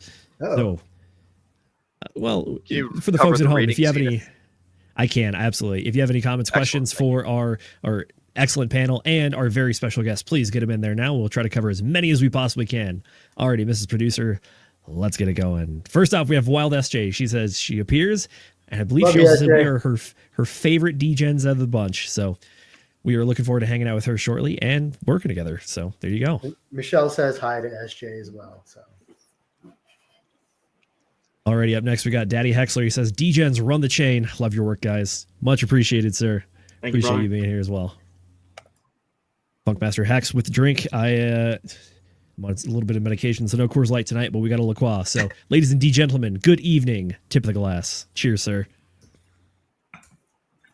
We got Dr. Chen from Your Health Unplugged dropping in. What a time to be alive. Absolutely. Wild SJ still here. Oh, hi, Michelle. There you go. And speak of the devil, Michelle, or not the devil, but lovely lady. I gotta say, you guys are some of my oldest Pulse Chain Tour friends, and I'm very, very happy about it. And I look forward to hanging out with you guys every time. So yeah, hey, you Michelle, were one of the very first people I met. I think Tim Benjamin and you were the first people I met at that SJ, Tim Benjamin and you. Yeah, Tim's also a character too. I love that guy. Yep, he's fun. Alrighty, what else we got? M Rock Jockey or Mr. Rock Jockey, however you go. He says, evening, gents. Good to see you, sir. I think he's on the mobile is what he's saying. We do actually have a question for our technical analyst here from 54 Cent himself. He says, Jay, what do you think could happen to the crypto markets if we get some news about U.S. pulling out of Ukraine and an escalation of war over there? Ooh. So markets never like any type of uncertainty. And so if I were to take a shot in the dark, if things escalate over there in Ukraine because the United States decide to pull out, and it seems like with how the meeting with Mr. DJT and Zelensky happened over the last few days, I think that might be a big possibility. So markets are not going to like any uncertainty. However, if I were to take another shot at the dark at the broad spectrum effects on our markets, I think that it's not going to have as severe of an effect as something like a country like Germany dumping 50,000 Bitcoin on our heads in one lump sum, in like few lump sums, or the Japanese carry trade unfolding. That one was pretty damn big. Or maybe a significant hack of a very old crypto exchange, the largest hack basically, right, by the Lazarus Group over at Bybit. Or I don't think that's even going to have as much of an effect as Jerome Powell coming in with his summary of economic projections saying, sorry guys, I know we said 3 rate cuts or more for next year, and we're not going to revise it to 2. And then, hey guys, I know we said 2 rate cuts, but now we're going to say 0. Good old Jerome. So yes, will an escalation of war inject some negativity into the market? Yes, but not to the severity that I think some of the other stuff, right? Like I think what happens here on our shores impact crypto a lot more than what happens over in Germany and in Russia and Ukraine. So that's my personal opinion. But I'll just add one thing there quick. First of all, if the United States pulls out, I don't think we have an escalation of war. I think we have a de-escalation of the war because Ukraine isn't going to have the funding to continue the war. So that's going to have to, you're going to have to come to the peace table. And I think that's what we're going to get at some point, just personal opinion. Second of all, the only way that it gets worse is if the United States actually decides to send troops over there. And then there's a potential for World War III, right? Third option, Ukraine, I say United States and the rest of NATO decide to allow Ukraine to join NATO, because then what happens? Article 5 can get checked, and then we have to send troops over there based on this agreement. So I don't know. I don't understand people calling for Ukraine to join NATO currently, because literally that ticks off World War III instantly just due to Article 5. So I think the way that this is going is Trump is making the right, hardball play of, hey, look, we can't continue to fund this war. And so I don't think it would be an escalation. I think that in the end it would become a de-escalation, and that could be good for long-term inflation. But in the short term, it always creates some volatility, as Jay was kind of saying. Yeah. I think that another factor for me on this one is that based on everything going on and the Ukraine conflict lasting as long as it has, is that Russia has absolutely expended all of their manpower and their capital in the conscripts. And I think Ukraine is in a similar boat, which is that on both sides, manpower is very much down. Seriously, to the point that it's going to have generational effects on the population to come. Yeah. So what the United States was doing was providing capital and arms, and there was an interest because a lot of military companies were looking to battle test their equipment in the most current sphere of conflict. So that interest appears to be drying up now that we have Donald Trump in the White House. And without that support, I don't think Ukraine really has they have the willpower to take back what they lost, but I don't think they have the ability. Additionally, I don't think Russia is very interested in trying to seize anything more. Their strategic objectives have already been accomplished. They have secured the land bridge to Crimea, which was the objective, because that is their permanent freshwater port that they wanted to have access to, that's down in the Black Sea. So now that they've secured their objectives, there's not a whole lot of incentive to go outside of maybe just like some internal political dealings with Putin trying to remain at the head of the country and trying to not come off as taking a loss on this one. But yeah, overall for the crypto markets, conflicts do have the ability to tank the markets, or at least create a few red candles for a few consecutive days. Yeah. We saw that with some of the Hamas-Israel stuff back in April of last year. But at the same time, I think the Ukraine conflict is very much, it's baked into the cake at this point. And then I don't think there's a whole lot of new news coming out there, so I don't think it's going to affect the markets either way. Yeah. Regardless, do you have any, But just to kind of round off, I think the question this in turn poses for our markets. Yes, you definitely don't want the escalation because of its potential effect in the markets. But either way, right? It's like war is going to be bad with whether they say there's no good place left to stand in the middle of a massacre. So like we don't want it because of the markets, but we don't want war regardless because like come on, we could settle this amicably in other ways. Very correct. Hundreds of thousands of deaths already. We don't need more. Yeah, we don't need more, man. Agreed. Alrighty, let's keep it going with the comments. What do we got? Benny Blanco from the Bronx giving a shout out to Mr. Nuclear Herbs, saying, "Hey, good to Herbs, see you, man. Glad to be here. Thanks for having me on, guys. Always a pleasure having you on, and you're always welcome back anytime you like, sir. You're a good friend of the Degen Roundtable." We got Yellowtail saying, "Times are getting better." I would agree. Mm-hmm. Yes, indeed. We got Mr. K. Hudson. He says, "I'm not an attorney, but he has stated a Holiday Inn." Love it. Love it. Excellent. I don't Moon understand says, that. What is there a joke in there? Yeah. So Holiday Inn, they used to run these commercials that like, oh, you're a doctor. Someone hops in, save somebody's life. Oh, you must be a doctor. Oh no, I just stayed at a Holiday Inn Express last night. And Got a so good they had night's this sleep. whole ad running for a long time that like if you stayed at a Holiday Inn Express, it makes you smarter. Ah, gotcha. Bro. That's literally, I got my law degree from Holiday Inn University. So. Nice. Alrighty, we got Moonmutt. He says, "Glad to be here with my non-criminal Degen Hexkin friends." There you go. Speaking of criminal, I just remembered one more person on my hit list, and that is good old Uncle Bob Lucas. Uncle Bob Lucas is not a big fan of Richard Hart too, accusing him of things left and right. Uncle Bob, we need an apology from you too, sir. True. Jay and I, we were big fans of his work, so that was really a blow. That was struck a low deep. blow, man. Yeah. Alrighty, we got Hex Glenn saying, "Hi all, good to see you, sir. Glad you can make the show." We got Just Live coming in. Lol, nincompoop. Nice throwback, mom. That's one of my favorite. One of my favorites.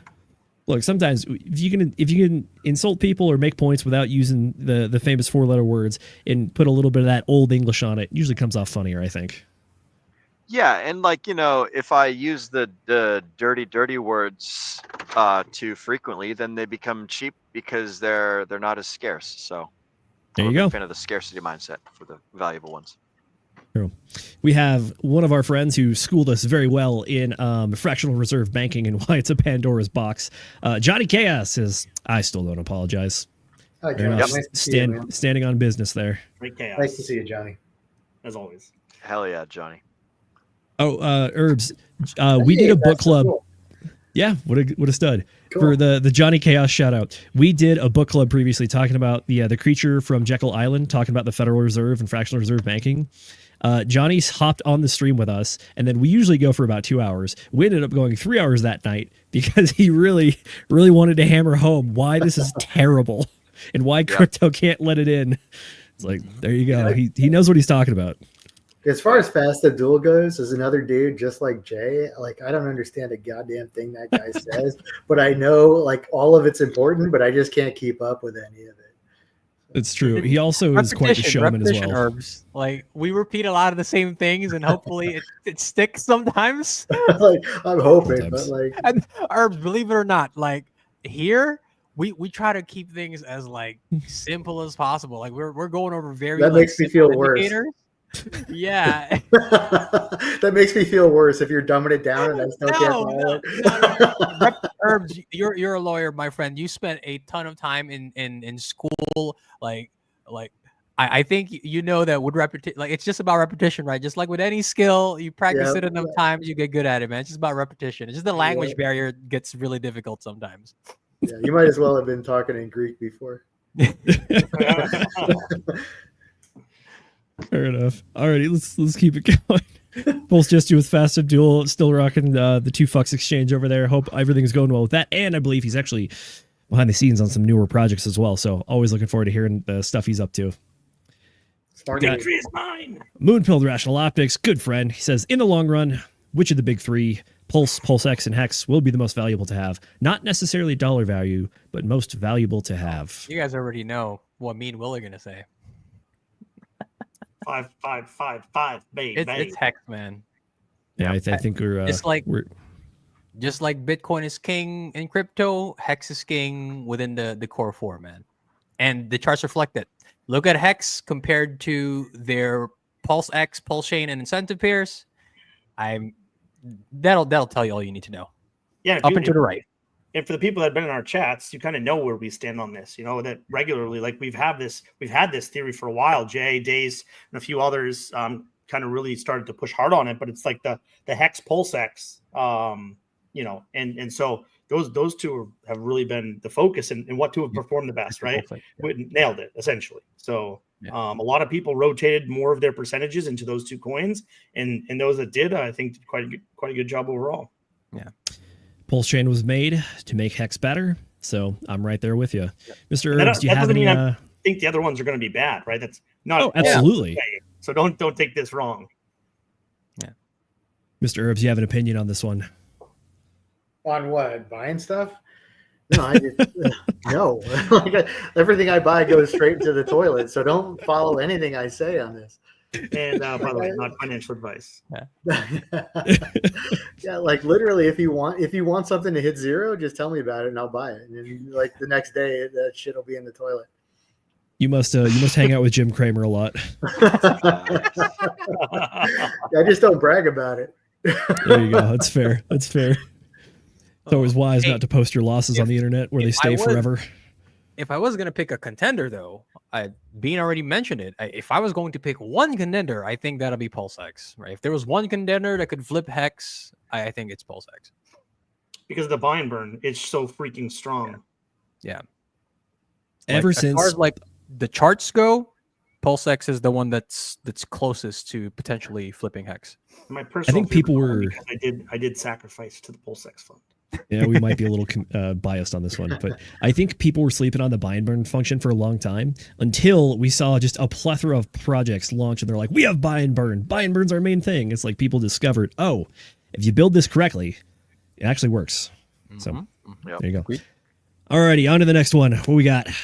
Beyond All saying, good evening, Degens and the robot Nuclear Herbs. He's been in all kinds of podcasts. All kinds of games. I'd like to clarify something right now, if I could. I'm not a robot. I am a cyborg. I have cybernetic implants. I am not entirely a robot. So. There you go. Think more RoboCop, less Terminator. Yes, very much so. Yeah. Yeah, he says, I was listening to his spaces with Maddie and switched over to Degen Roundtable and felt like I was in the same podcast. Great work, Nuclear Herbs. Well, thank you. Appreciate it. Glad I wasn't wasting your time. Absolutely. And last but not least, we actually have another one of our legal friends. This is Crypto Stylist. She says, Vegas, baby, Vegas. That's right. Oh, she's going to be one of the speakers there as well. Okay. Yeah, yes. I thought I saw her name on there. Nice. Absolutely. Yeah. Looking forward to hearing her. Shoot, you're going to have to tell us which panel you're on, Crypto Stylist. I didn't see you on the legal one with myself and Herbs, but I know you got to be on here somewhere. So if you have it, go ahead and plug yourself. Yeah, I saw her name go by in one of the detail pages. So I just don't remember what it was. Tune in this weekend. Don't forget, Hex Pulse Chain 369 this weekend coming up. I'm excited. Wish I could be there with you all. I took a new job. Can't make it out, but it's going to be great. There in spirit. Fair enough. By the way, if you can't make it, you can actually tune in. There's going to be a live stream for it. SJ, thank you very much. Yes, I got to hear. She's going to be speaking on Saturday, 9:15 a.m., starting off the day strong. We have the Empowering Women Through Blockchain, Financial Independence, and Beyond. Whitney Magic, Wild SJ, Crypto Stylist, and Hex PNW. Oh, that'd be a nice panel. Yeah, this is a heavy hitter of a conference. Like we have 2 days of it, and each day is just jam packed. I'm looking forward to all of it. Definitely. All right, it's gonna be good. True. By the way, we have a comment from Wild SGs. He says, and this is why you're the best and brightest in the space, Quattro Cinco. So to answer the question earlier, I think she also might be a bit of a Hex Maxi, but don't want to speak for her. Looks like a Hex Maxi to me. Yep. True. We also got Johnny Chaos coming in, and Michelle saying, yay for Crypto Chicks. Absolutely. We are all very grateful for you all. Johnny Chaos saying, Hex is the original buy and burn. Circulation, available supply just got reduced, and an extra 80%. There you go. Yeah, a lot of moves going on already. I think that is Time to wind down. About while SJ says RH Maxi, and yes, Hex is the way. Thank you very much, SJ. Great to see you as well. Looking forward to hanging out with you very, very soon. All right. I think that does bring us about to the end of the show. So want to give extra attention to our special guest, Mr. Herbs. Any final thoughts about anything going on in crypto, legal stuff, hockey? I know you caught the USA Canada game, and now we all have. Oh, so disappointing.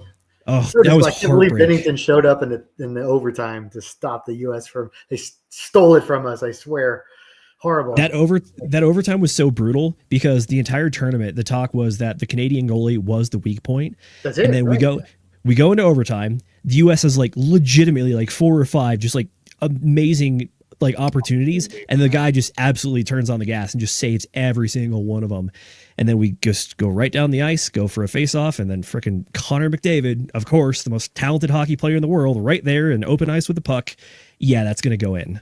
Yeah, I will say this, though. I think that, I think they probably should have benched Matthew Tkachuk on the final game and brought in somebody else. I think he was more of a liability because he couldn't really play. We had plenty of other people. I would have personally advocated for Clayton Keller to take that spot. But, mistakes were made. And we lost. Yeah. The good thing is the United States showed that they can go toe-to-toe with Canada for the first time in pretty much the history of hockey. So for sure, yeah. And there's a lot of young players on that team. So the future for USA looks great. I'm super looking forward to the Olympics, even though I think what made the Four Nations great was playing by NHL rules, which are just bar none better than international hockey rules. Yes. And but nonetheless, I'm still looking forward to the Olympics. It won't be as many fights. It won't be as much hitting. It will be a faster game, which doesn't necessarily play the United States as well to their specialties. But nonetheless, I think they have an opportunity to take gold, and I'm really looking forward to Olympic hockey. I think it's going to be good this year. I got to say, I'm shocked at the lack of goalie talent coming out of Canada these days. Whew. Seriously.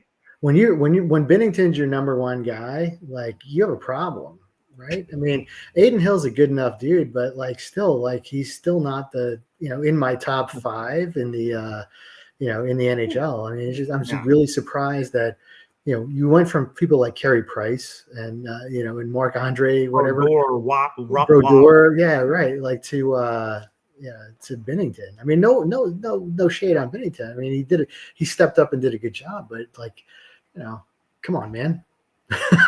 That's true. Although now we all have to contend with something new, which is Four Nations and yes, Olympic ice withdrawal. Yeah, we now have to go back to the regular hockey season where we don't get to watch the freaking All-Star game for like a week straight. So now we have to go back to, if you're a Kraken fan, well, you got Decord now, and they finally got rid of Grubauer, thankfully, but we got more of that stuff. I would like to shout out, I'm not going to name it because I just don't want to dox myself, but my former team is in the championships in our beer league next week, and I'm going to miss the damn thing. So that sucks, but and I don't think any of them are watching because there's only 1 or 2 of them that are crypto people. But good luck, guys. I love you. I wish I could be there with you. Fair enough. This is actually a question I've always wanted to ask you. I saw it in your Twitter bio for the longest time. I think it was 2-time beer league champ. Hockey champ. Yep. Mm-hmm. Yeah. For the folks out there that have never played hockey before in their lives, is it worth it to get into beer league hockey? 100%. Most fun. How would you go about doing that? Well, I would recommend at least learning to skate a little bit. It's probably wise.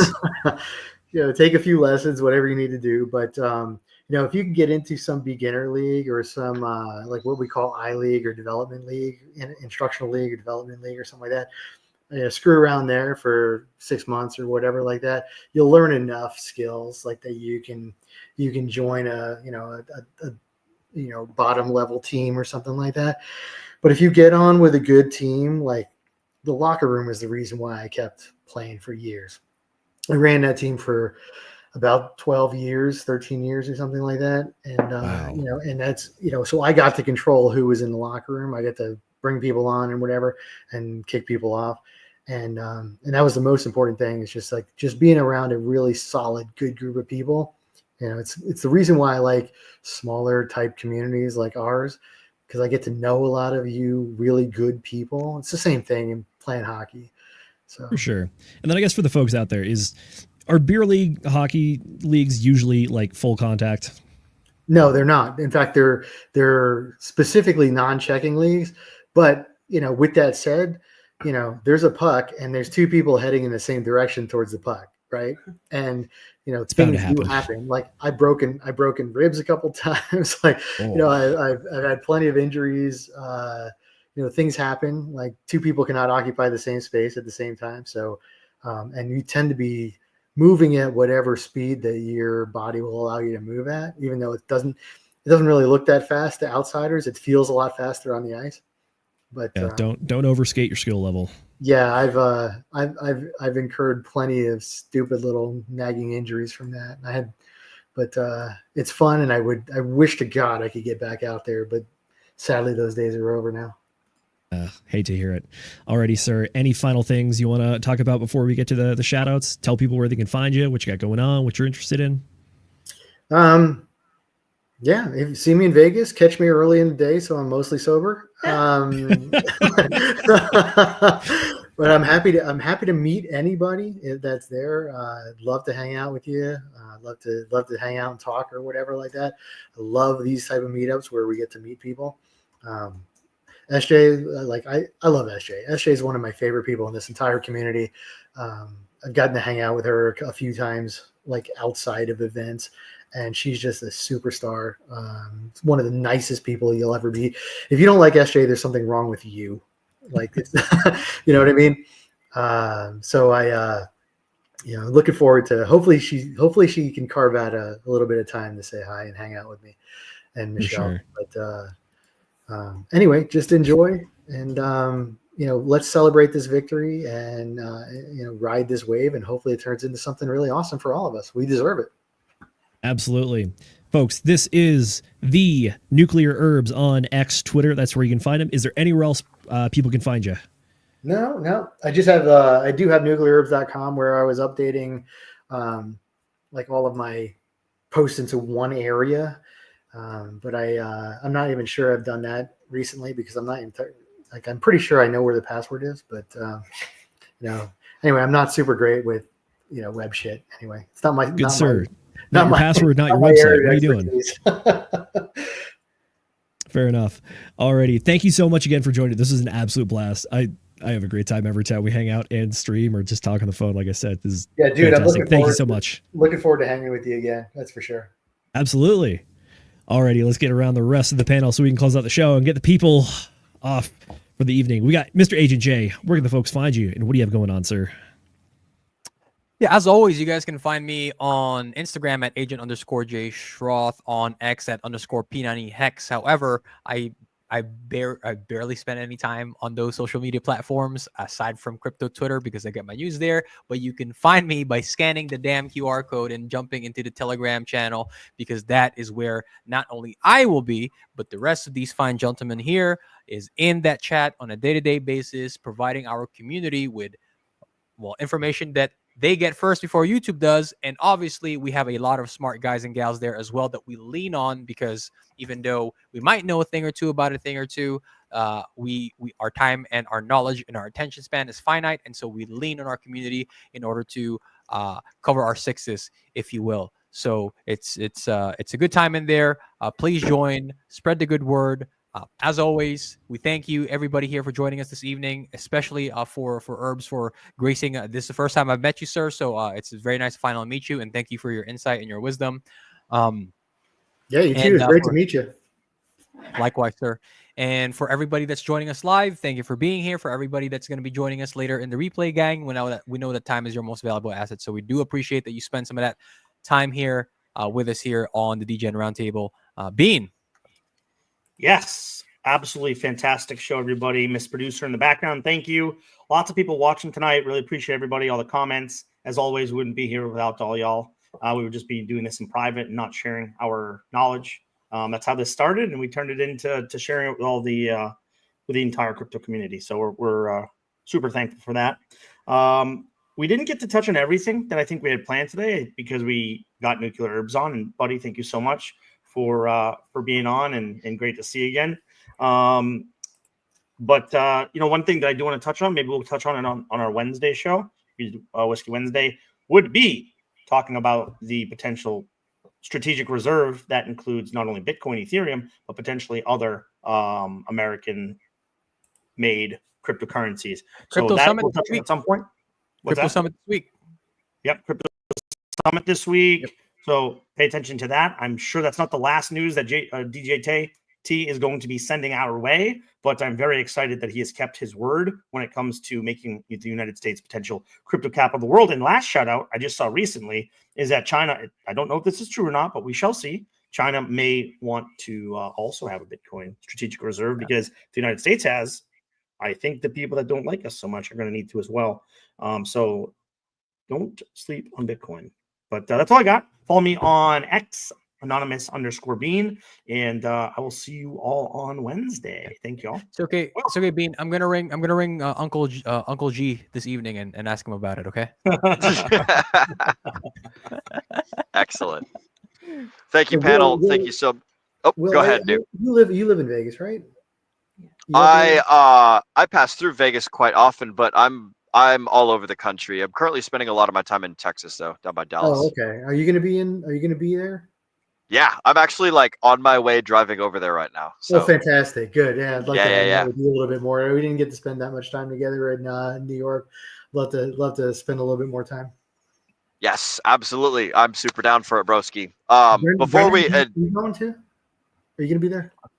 Unfortunately, I will not be going. I just took a new job, and I got to just focus on that for now. Oh, bummer. But Okay. I do want to come to one of these meetups, and hopefully Degen Roundtable has its own meetup at some point, either end of this year, maybe. And Jay, you said you're not going to be there, right?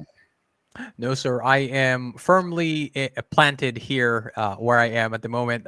It's the beginning of the year, and business is very busy. So, well, I got 2 out of 4 of you I can hang with, so that's good. In the future, sir. All right, nice. There you go. Sorry to step on you, Will. All good. Oh, you're all good. Zenith, where can the folks find you, and what have you got going on in the near future, sir? Ladies and gentlemen, you can find me on X/Twitter at ZenithDI, as RH Max coined that for me. It stands for Distinguished Investor. That's what I got going on over there. I will be at Pulse Chain Tour. I'll be with Will. I think we're actually going to be helping out behind the scenes a little bit, maybe doing some MCing. And then I have a legal panel. Will, do you have a panel? I don't have panel. I'm just going to be doing security and announcing work. So that's going to be my forte. There you go. And then to cap off the weekend, come play golf with me and Will, and we'll have a good time out on the course. It's going to be fun. Outside of that, that's what I got. Mr. Will Stevenson, please take us home. Hold up. You're actually going to get Will to play sports ball with you? I'm going to be playing sports ball. I'll be smacking a golf ball. I really, really, really wanted to buy one. I don't know if you guys have seen the loud golf balls that they make. I really wanted to buy one of those. So that way, when I do the driving, it makes like an explosion noise when you hit it.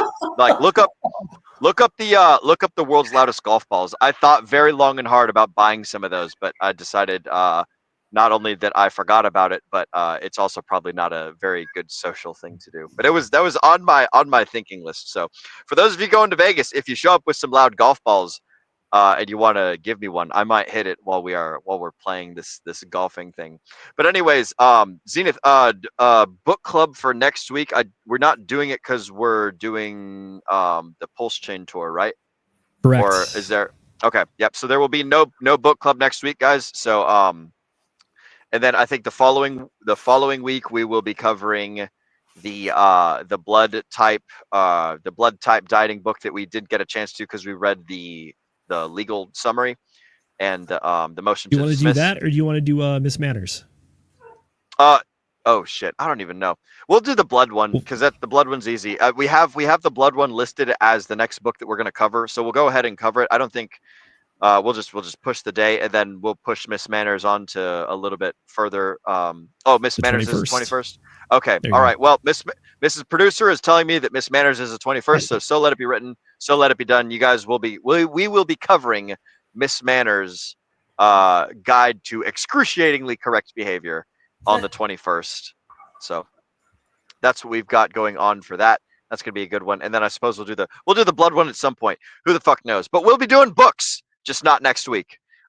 As far as guest panels and things, I don't know if we have a guest lined up for next week, so I would be more than happy if we talked about this Bitcoin Strategic Reserve for the Wednesday show.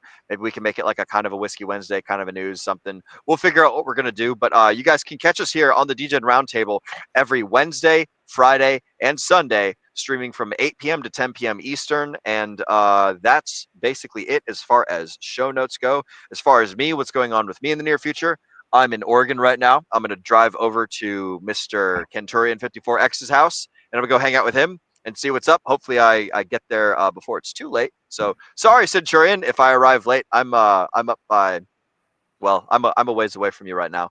I stopped to do the end of show stuff. So that's what's going on with me. And you guys can catch me down in Vegas. I'm going to be arriving a little bit early, so I'll be hanging out in the area. I'm going to go see Black Sheep. I'm going to go hang out with some of my Vegas friends and hang out with RG3 and do a little bit of pre-conference setup and some meeting things before we go live on the 6th. So that's what I'm doing. And then after that, you guys can find me down in Dallas, Texas. It'll be a great time. And I'll be working over there with Dr. Alan Chen from Unplugged Fit. So that's what's going on for me in the near future. That's what's going on with the Degen Roundtable in the near future. I want to thank all of you for spending your valuable time with us here on the Degen Roundtable. As Agent Jay said, not but a few moments ago, we know that time is your most valuable asset. And we appreciate you spending each and every one of those moments here with us. Mrs. Producer, or excuse me, I don't have my copywriting in front of me, so I gotta remember it off the top of my head. Ladies and gentlemen, my name is Will Stevenson, but more importantly, you have been watching the Degen Roundtable. Mrs. Producer, go ahead and get that trigger finger ready, because it's time to remind all the folks at home to remember to Degen responsibly.